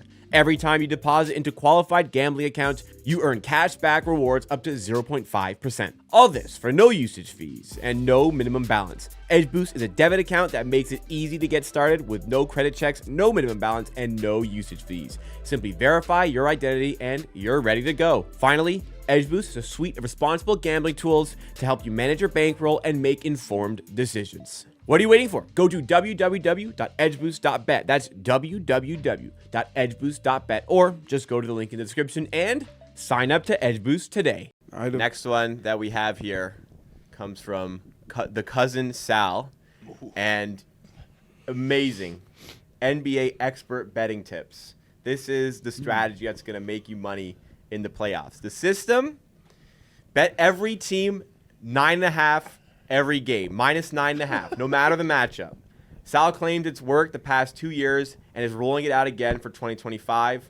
The night he posted this, he gave out Orlando, Atlanta, Golden State, and Memphis, all at minus 9.5 spread with big plus money payouts attached. Is this a winning strat? How did this do? Well, first and foremost, Geoff, I seemed like he was really interested in No, this. I was just like, Yeah. I was fascinated that he would do this. He's been doing it for 3 years. It actually seems quite. Is this from the Crazy. play-in tournament? This was play-in tournament for sure. Okay. So Atlanta lost, so that didn't win. Golden State won. I don't know. If I mean, Golden whether State they won or won. lost is, I mean, in yeah. my opinion, completely irrelevant to the conversation. Blind, like this is blind 9.5 both sides. No, it's just the favorite. A 9.5 point. No, not the favorite each time, necessarily. Wait, was he? Okay, wait. It's gonna be a stupid question. Oh, take every team. Every team. So like both teams. Yeah, both like sides the of both the teams that game. are playing each other. He's saying that like there's going to be more All- blowouts yeah. than you realize. Actually, this might have been all favorites, but yes, it does. I don't think it matters if they're the favorite or not. No, Whether- no, like no. every time I see or hear the word system when it comes to sports betting, I die a little bit inside because systems, they do not account for the price of the game itself. Like the price is what matters when you're betting a team minus 9.5. Not that this has happened X amount of times in the past before. And whenever you see people come up with systems like bet this team in this spot or whatever, it doesn't account for the current price that's there. So, I mean, first of all, like using the previous 2 years of the NBA playoffs as your sample as well, probably not going to be a great general strategy. But what really gets me is whenever I see tweets like this, they get so much engagement. Oh, yeah. And it's most of them are like people who truly are on board with doing this. It's actually kind of sad. It's because people want to be spoon-fed stuff. They don't want to think it all for themselves. And we saw it with March Madness where it's everyone bet the underdog in the first round. Last year, the underdog hit at this rate. The year before. And then they just got absolutely torched. So this is a good recipe for growing broke quick if you're betting. Well, the systems get solved by the market. Yeah. At the end of the day. I mean, years ago, you could have just blindly bet underdogs and unders. I'm talking a couple decades ago, Yeah. and been profitable. And then eventually the market just catches up. Yeah. And especially when stuff becomes public, like this got so much engagement. If it was a real thing, these minus 9.5s would not be priced the way that they are. Yeah. Like everyone would just catch on to them. But it does bring me back to my youth where I would look at stuff like this and be very intrigued. I'll tell you. It's also buying point. I mean, like, I really only know buying points from an NFL sense, but like, I assume it can't be great as either in basketball. I just assume not. Like, I think a lot of the alt lines are probably poorly priced. are like priced in a way that it's gonna be difficult. Bad for the better. Yeah. I don't know about this. Seems crazy. And again, like you said, any system, it's so useless because it sometimes doesn't even know what the price is going to be. 100%. That being said, no, I feel like trust me, I don't even bet NBA, and I'd say this is more of a thing than a system. But like, wasn't there? This could be like 10 years old now. Some insane trend of like when the favorite would lose game one in the NBA. Zigzag that theory. They just It wasn't the favorite. It was whoever covered the spread in game one of the playoff series of NBA. You bet against them in game two. It was called the zigzag theory, and I think that worked. I feel like for Mark Lawrence 3 would to come 5 on years, with and then- Morency like every Tuesday, and we'd do this. I don't want to say like over time you can definitely pick up on things that haven't been accounted for in the market yet, right? And maybe there was actually something to that. But that just seems more of a coincidence, is what you're saying. Lots of times, I mean, first of all, too many times people deal with a really small sample size and they ignore that it could just be randomness. Like that happens a lot. It's like if you were to do this for every NBA playoff game for the last couple of years, you're still looking at a very small sample in the grand scheme of things. So that is one of these things. It's not to say that you can't find some sort of inefficient pricing, but especially if you're going to make it public like this and you have the following that Cousin Sal does, and presumably other people start to tweet about it as well, it's almost certainly not a real thing. Who's Cousin Sal again? Is he the Ringer or what is Cousin he? Sal was, he Jimmy used to Kimmel's be on buddy, Fox or? Sports 1 with Clay Travis and Todd Furman. Jimmy Kimmel's buddy. Yeah, okay. Yeah. I found him funny for a long time. As I used to, do you remember the old, you would not remember this. Remember when Jimmy Kimmel was on Fox, like pre-games? Yeah. Making fun of Terry Bradshaw every week? How long ago was good this? Jimmy Kimmel. Oh, Jimmy Kimmel used to give picks. This is before even sports betting. Yeah. He would just give. Buddy. It's straight up. What year was this? You wouldn't even know Jimmy Kimmel. You wouldn't. Like He the was Man hilarious. Show Jimmy Kimmel? Yeah. That just chug beer and like gawk Really? tits? Oh, yeah. Now he's now he's like, just like libtard Jimmy, yeah. top button done up all the time, like ABC Mickey Mouse Jimmy. Like crying over the result of elections and stuff Yeah. like that. So wait, what year was this though? What are you I want to say that I was 2000. Holy smokes! We missed. Like, that I don't one. know, like Spike- when you would actually watch pregame shows, there was no red zone leading into games. Kimmel used to come on. He'd always give 4 picks. 3 of them were favorites, not against the spread. So he'd pick like a 6-point favorite to win. Be like, I like the Bengals this week. I like the Cowboys. I like that. And then it would be the underdog pick. And sometimes he didn't even really give out an underdog. They were like favorite again on the spread or whatever. But it was a pick segment. yeah. But it was humorous. He used to just like roast the Jimmy Terry Bradshaw, Howie Long, all those guys, and it was, in my opinion, really funny back in the day. Interesting. Anyways, that's just. I'm sorry to go back. I just thought of something. I'm pretty sure. My theory is on the last GRP Wins one. I'm pretty sure. I just thought about it. I think Rob knew this was what the correct answer was, but he got it wrong because he knew you two would get it right, and it would make it a tie. Is that true? Oh, this is tinfoil Jacob coming in hot. I just thought about that while you were talking. Well, watch the raw footage and maybe. You know what? You can't slip anything by Jacob. That is precisely what happened. I actually pretty sure I said it quietly into the mic as I was. If you'll catch that in post production, right? I can't. But I did say we're that having we're going to have so a I'm not three-way monitoring tie. the audio today. So. Yeah. Hey, it's my game I made. So he's still hung up on that. Poor guy, man. It's 10 minutes later. He's still. No, I mean, I didn't want to interrupt you. Just wait a second. No. Hey, I made the game. I made the rules, so I take all the blame. All right, next topic here. NFL embracing betting when maybe they didn't in the past, but now they are changing. Ryan Butler at Butler Bets posted this here on Twitter. The NFL is hiring a sports betting researcher who will help produce betting-related content for NFL Network, the NFL website, and the league's social media platforms. So NFL very much now leaning into betting as part of its public content strategy, despite years pretty much pretending the betting scene didn't exist. Is this good for the league? Is it bad for the league to embrace betting like this? What do you think? I'm just shocked they didn't internally get like Jameson Williams or someone like that to go up on there and be the guy. But anyways, Calvin Ridley, our new NFL betting expert. Like, while this seems in theory like it's a good thing, I don't know that it's in practice actually going to work. Just as an example, I know a couple people who are like betting research people at ESPN. They are so fucking smart. They are great advantage bettors who do great betting for themselves.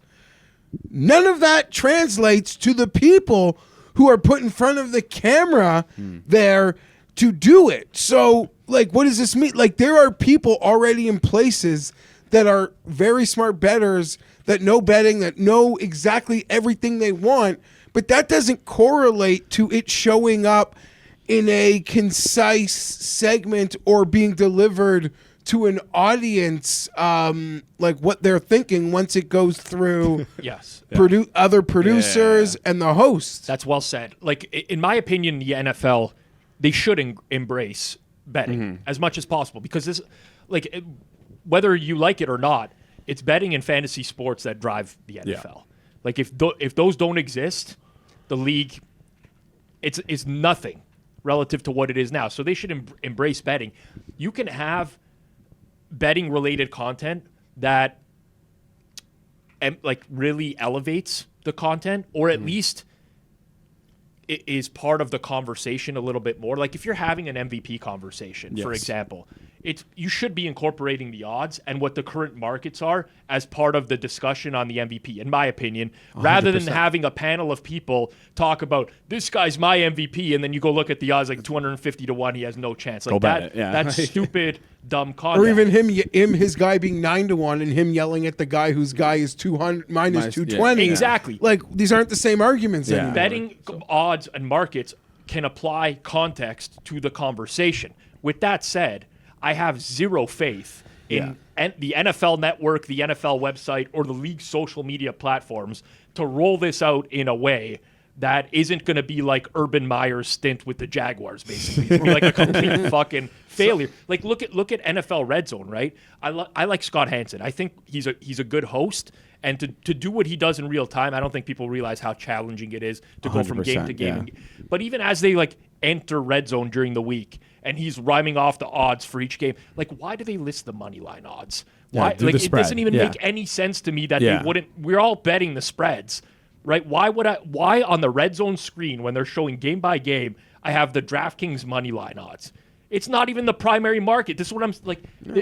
So I have just no faith in this to be rolled out correctly. Like how they should do this is a top-down approach where the producers and the hosts and whoever's going to be talking about the stuff, they say what we're going to talk about, and then the betting-related content goes through that, instead of maybe what it sounds like is looking for a bottom-up approach, where the sports betting researcher will say, like, we like this, or this. You guys talk about that. I don't know if it will work like that. I don't know if it'll, if that's how they implement it, I don't think it will work. Yeah. And I think the person they hire is likely to be like a great, bright person who's an excellent gambler. But I have no faith that it will correlate to the type of segments that people would enjoy. Yeah, I think you're right. It's really challenging to do so. To me, like I said, I would use it to apply additional context to existing topics already.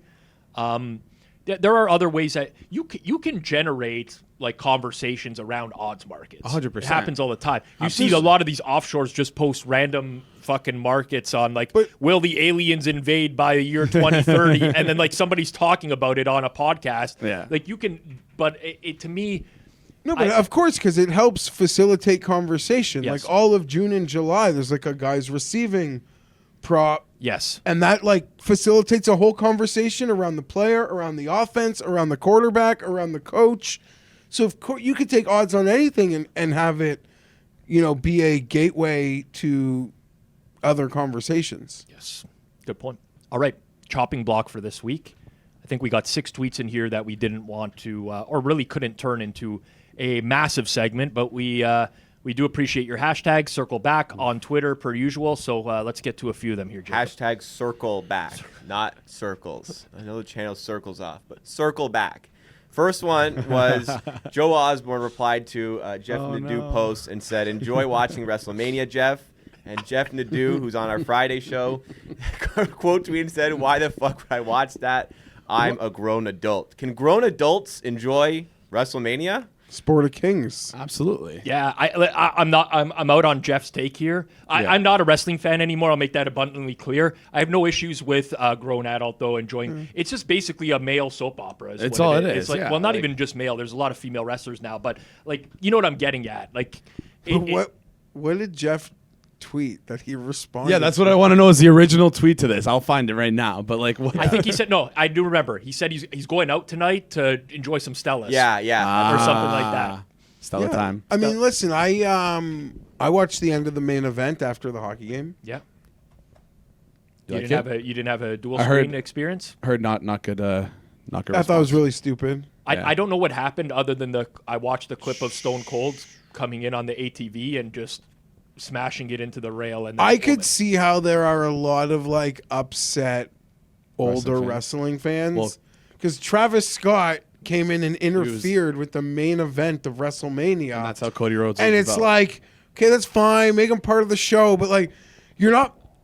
I'm not saying he's not hyper famous and popular. The guy's a McDonald's combo. That's ultra level famous.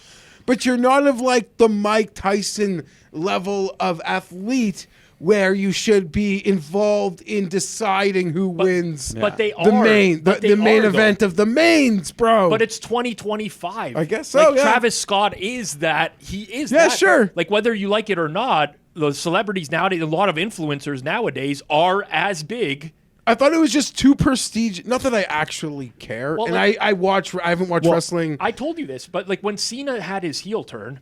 By the way, Geoff Nadeau, totally out on this take. By the way, we're talking wrestling. When Cena had his heel turn, Travis Scott was in the ring at the time that it happened. Yeah, I And guess, to me, yeah. I found that like I'm an old school guy. I'm like I found it like The so moment is too big for I'm like, even Travis Scott to be there. But as I think about it more, it's like no, that is like Yeah, fair enough.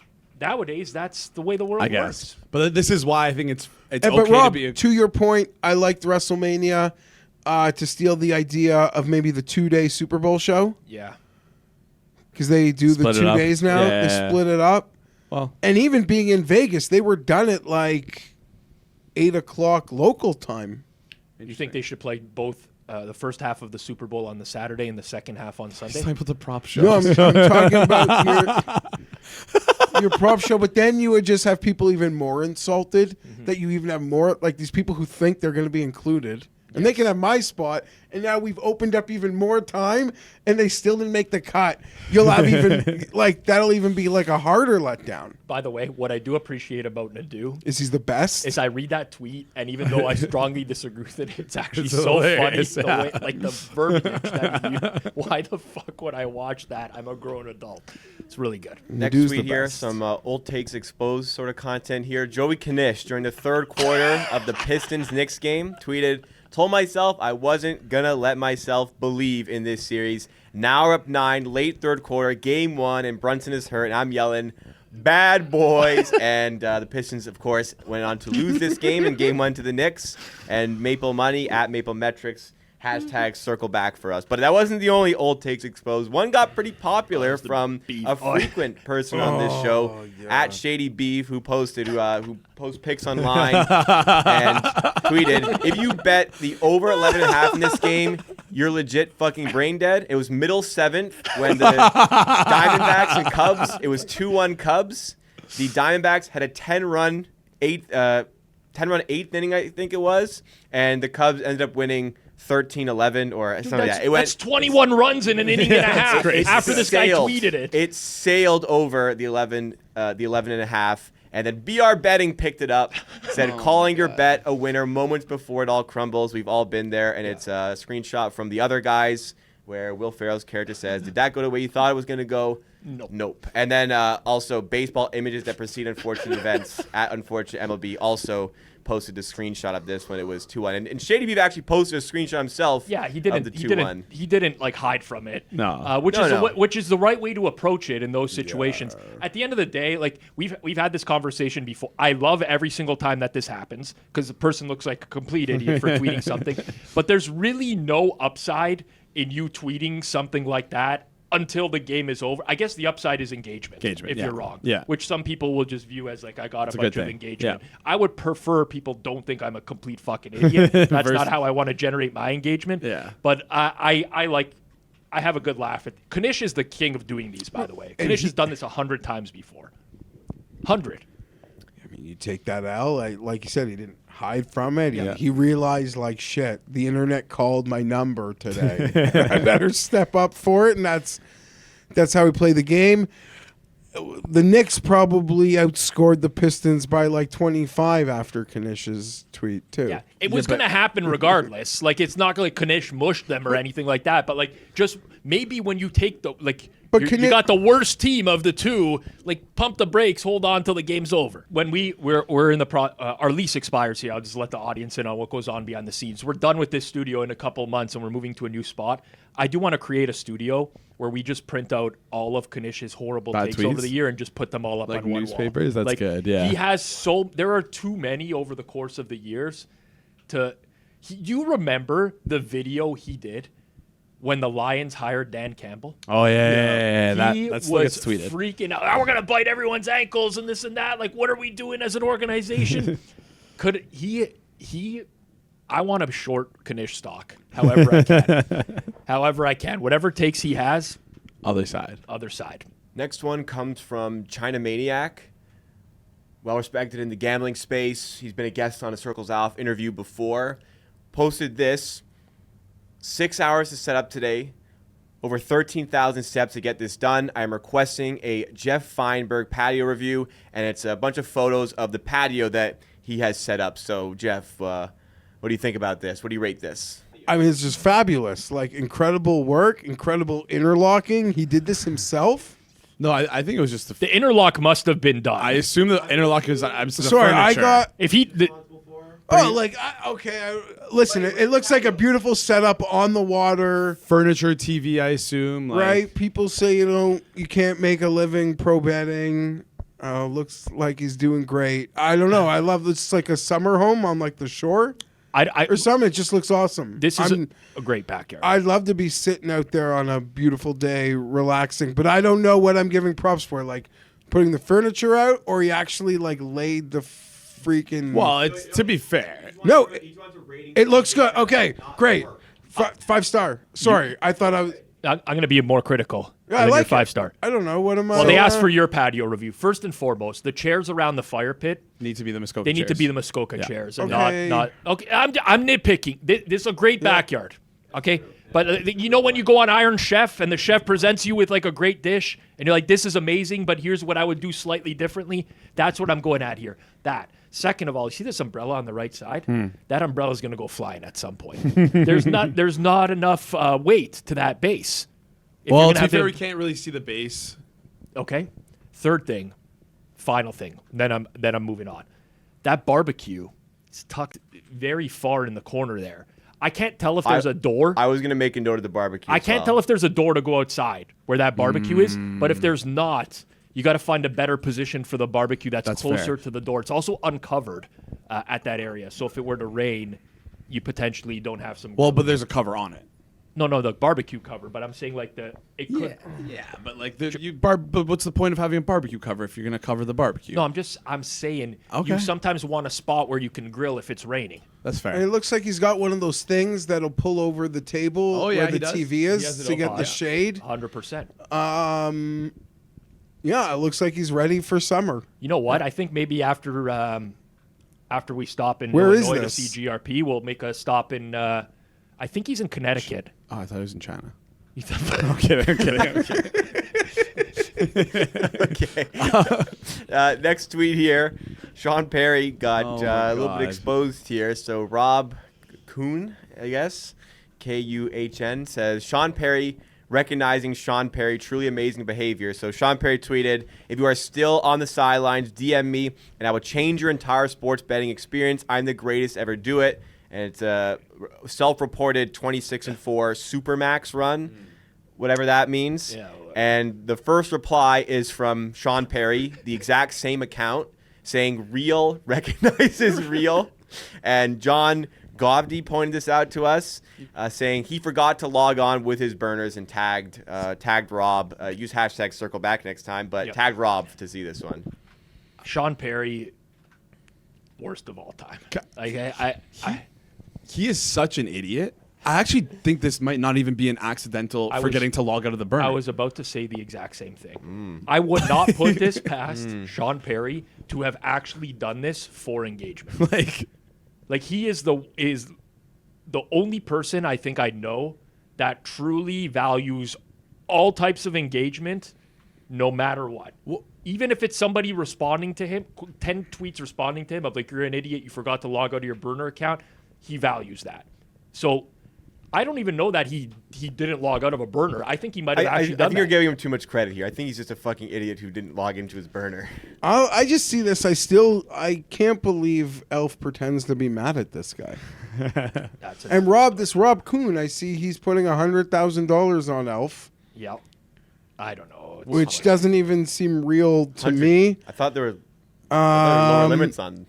Yeah, it doesn't seem real to me. Or maybe he's making the bet with Sean. Directly, yeah. I want action on no fight occurring on the day of the scheduled I'll fight. do that with you. That's the fight I want. No fight on the day of the scheduled fight. What odds would you need for that? Your theory is that Sean will pull out of the fight? Yeah, just won't fight. The morning of, he'll like literally be like, tricked you, Elf. Yeah, he's so lame he could actually do that. Fuck, of course he can. Jason, what odds you want? I'm asking Geoff what odds he wants. Maybe we'll discuss this after. 6-1.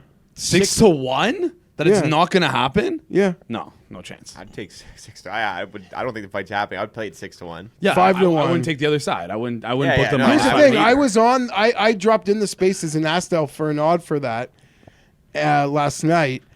And what's funny is like of a lot of people who are in the inner circle, like you think people in the inner circle would like want the bet. Oh yeah. They don't even want the bet. Ooh. But You're onto Rob, something. but I just have a question to Rob or to the gamblers out there, because we do a lot on here about people who sell picks and what sort of value they can bring. And like, it's one thing maybe you can be a winning better yourself, but selling the picks, getting the people the numbers, it's just a whole different animal. I know it's not the same, but what do you feel about this internet marketplace of like selling poker lessons? Yeah, it's tough. So And like, sure, if you're like a low level poker player, even I could like teach you something that might be insightful. Sure, but can you teach it like to the level that maybe a higher level pro? No, could? but I mean, like, if you are like a beginner, Yes. anyone could teach you things that you could carry. I'm just saying, is there a are those guys? Is there a lot of heat on those people for being scammers? I'm not calling anyone a scammer. I swear. I'm just saying we give so much heat for people who sell picks. I'm sure in the poker space, is there a lot of like that guy selling advice is a scam? I think so. Like, so when Daniel Negreanu did his masterclass, I remember that it was met very negatively by the poker community as well, similar to when I was part of the sports betting masterclass. It's not surprising because the reality is you can only teach so much. And, there will be good poker players who watch the Daniel Negreanu masterclass. They're not going to get anything out of it. But there's going to be lower level poker players who do, and they might learn a couple things. Now, could they learn those things elsewhere? Sure, absolutely they could. They could probably find some free resources to teach them that kind of stuff. So I do think, to your question, Geoff, that they are viewed in the same light. Like anyone who's selling courses in anything nowadays. Like, why do you need to sell a course? Can't you just go to a table and win money? It's Right. like the same thing. Why do I need to sell picks? Can't you just make so much money betting your great picks? So for me, Those who can do teach, is it like one of those things or different? I think that's a very and obviously I'm biased because this whole brand, Circles Off, was built off of education and teaching in some way. So I have like my opinions on that. And candidly, I've been very upfront with the audience about this. I'm not going to teach what my biggest edges are nowadays. I'm not going to tell you how to create an NHL model, for example, and what I did from starting from scratch and how I've, changed it over the course of the years. It's still a big edge for me. There are things that I will teach, though, that I think are more common knowledge people should know, and even just by learning like some very basic concepts, make them a better. And I'm not like labeling anyone anything, because at the same time, maybe it's just like someone teaching you how to play an instrument or taking a golf lesson. Like 100%. clearly you will improve simply by participating in those things. So maybe it's like that and not how I explained It's just the industry that's a little bit different because like I took guitar lessons when I was young, and then I got to a point where I'm like, I'm not getting much out of these lessons anymore. I'm just going to teach myself, or I can learn via YouTube now because there's so many good resources out there. But generally, people who give guitar lessons have to know how to play the guitar and how music works, how to read sheet music and stuff like that.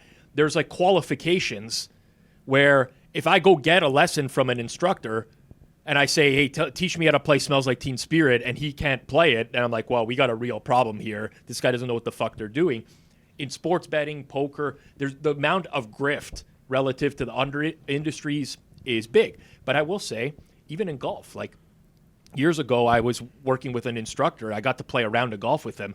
Guy shot like a 94. I'm like, see you later, dude. Like, we're done here. Like, I'm sorry. I like you as a guy, but you know, you shouldn't be if you teaching can't anyone. take your own advice and like, I'm not going to learn from you. So I think each industry has like a different level of grift, so to speak. And in sports betting, poker, it's pretty high, unfortunately, if that makes sense. Poker, it seems off the charts. Crypto, I think, would be the highest of them all.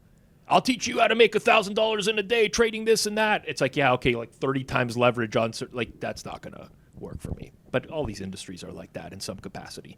If you can market yourself well, you know. Next tweet comes from @GBPick'em Stephen Golden saying, "This seriously what it's come to," and it's a screenshot from a PPH account, I think. Yeah. And it says, "Info. This account is suspended of being used by a professional syndicate. It is either using an automated betting system or is being hand bet by individuals connected to get down larger amounts of money. This type of action is in violation of our posted rules and usually involves deception about the account holder's identity, which is also in violation of our posted rules." So is this seriously what it's come to? But as pointed out by @IRunSoBad1, Hitman had posted this exact. Well, this I'll give the other person credit. At least they cropped it. I knew you were going to say that. Hitman, who posted just a full screenshot. But Hitman posted any excuse not to pay with that exact same thing, and this person cropped it, but didn't crop it enough to get rid of the entire black border, it looks like, Yes. which is in the Hitman tweet. So very obviously stole it from Hitman. And then when questioned, like, Hitman posted this first. He's like, yeah, I saw it there. Aren't we surprised? This is what the industry's come to?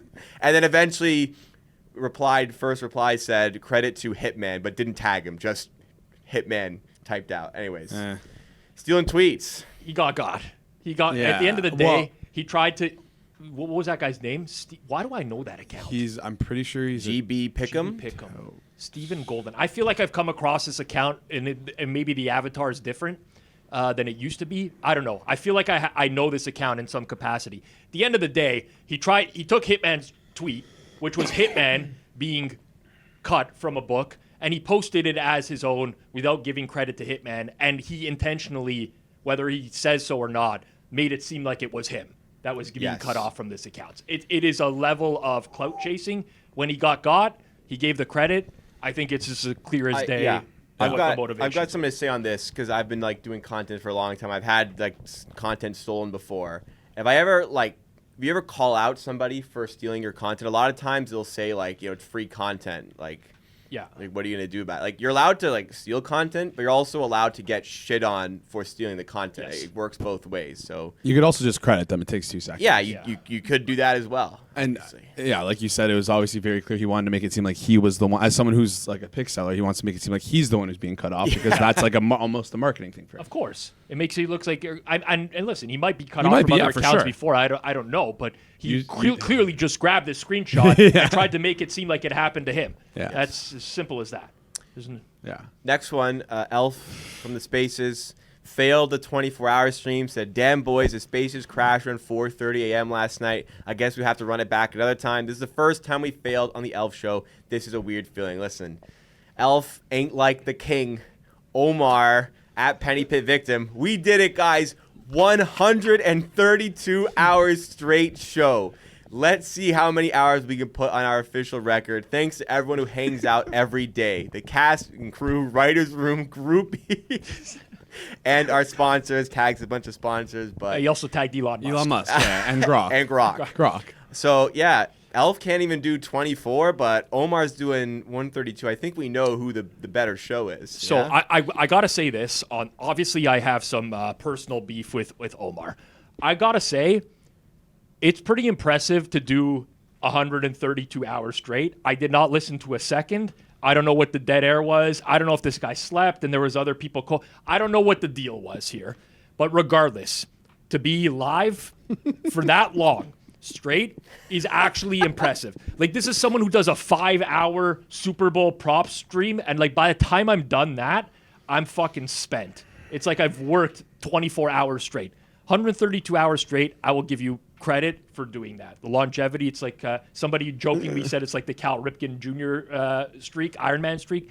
But what I got to say as well on this topic, at what point does this like just become the most egotistical thing ever? Like, this is the most ego-driven, like, who in their right mind wants to consume content from someone who's been live for like the last 80 hours? Do you know what I'm getting at? Yeah, 100%. There's actually I like watching Twitch. I watched Twitch a lot when I was a lot younger. There were people who do subathons, and what a subathon is, every time you sub, they would continue streaming. There was someone who did a subathon for an entire month, and what was interesting about it was that they planned segments out every single day. They did their bits, whatever. With this, he just clicks go live and then lets other people talk. And like, I know Omar obviously tunes in, but you can't tell me he wasn't sleeping through this stream. There's no way you were up for 132 hours straight. And what was happening when those two people were tuned in at night and everyone was just asleep? Was it just dead silence? I mean, it could have been, because I mean, that's mostly the Omar show from my experience is I mean, it will put me to sleep from listening. Listen, you said that, not me. I'm already going to get some fucking gift tweeted at me from Omar based off what I said. An accent and like some sort of clown emoji. Yeah, is the exactly. usual. Yeah, the elf space it's kind of embarrassing though if the shtick is that Omar went live for this long period of time, we're gonna do 24 hours straight, and then the spaces crash and you can't even do that. That's also not a great look. You didn't even tell everyone about our new sponsor. Where are you going with this? The Scammer Boxing League. What? The Scammer Boxing League. What boxing league is this? Elf's Boxing League. It's our new sponsor? Yeah, the scammers fight. Fights don't really happen. Everybody just posts videos of them to social where they're sparring. Uncle Mal We're is working a new fight. Where do you think they go after Perry? As like a big fan What's the next and storyline? defender. Patrick Mahomes' Like dad? Elf is I don't 1-0. know. Yeah, that's what I mean. Elf's 1-0. He'll be looking for his next fight. You know, we'll see what happens next, right? That's Brian, I guess. I mean, he's apparently going to have to address these accusations that he bought 10,000 Instagram followers as well. Oh, the Elf. It seems like Elf is going. If that's true, I give people the benefit of the doubt. It is maybe my downfall because lots of people jump to conclusions. I think it would be pretty easy to frame someone. I could buy 10K Instagram followers for someone for $40 and like easily call them out for How doing do you it. put? I don't even know how that works. How could you do that onto my account? You just put your account in, I just put the handle in and say Geoff pay. Fienberg 17, and Like it would be pretty easy. I'm not saying someone did, but if he bought his own Instagram followers, we are getting pretty much into like I don't like to use the S word all that often, but we're getting into that territory. We've spoken about this a bit off air, and that he does have a bit of Twitter followers. He doesn't really have any Instagram followers. Twitter followers are incredibly hard to monetize. Mm-hmm. Yes. Like incredibly hard. They're not worth a ton. But and Instagram followers are worth a lot more, but he doesn't have any. I will So say, he had to buy some. Instagram does gatekeep you from doing certain things at 10K. So once you pass 10K, you can do like I think like links Yes. from stories Yep. and like sell merch through Yes. your Instagram. So I can see why someone would be incentivized to do that. So I don't think someone trolled him and did that. I think he did it himself. Yeah, it's it's a favorite, big favorite. Yeah, and I'm like- just saying I don't know for sure. I don't even know what we saw him buy followers. Yeah, Yeah, he went from like for less than sure 100 bought- followers to over And 10,000. I also don't think that it's that big of a deal at least on Instagram. Well, you're right, because there are thresholds you have to meet in order to be able to access certain features of Instagram. It's no different than YouTube. You create a YouTube account, you need a certain number of 1,000 watch times, subs, 1,000 yeah. subs, whatever. So oftentimes people just try to circumvent that by buying the time. I do agree though. That's why people like Twitter Spaces aren't. I guess you could. In some ways, if you hit on something, you should be able to monetize it a bit, but they're hard. Yeah, It's true. you might need it to go live on Instagram. Honestly, anyways. Yep. Yeah. All right. Not well, sure. That's You should gonna do that. That's probably why you bought the followers. I guess Exactly. that makes sense. That's going to do it for this week's show. A reminder, circle back. This week, small change. It's out on Thursday with the B team. Jacob, Joey Kanish, Fluff, and Jeff Nadeau. Thursday this week instead of Friday. Look forward to that in the morning, 8 a.m. And, of course, tune in, Takes by Jay, on the Forward Progress YouTube channel. That will be on Thursday night, 8 p.m. Eastern time for the NFL Draft. We've got a bunch of guests joining, including Jeff Fienberg later on in the show as well. So check that out over on Forward Progress. Make sure you hit up our sponsors at Underdog. Smash that like button down below. Make sure you're subbed here on Circles Off as well. Peace out, everyone.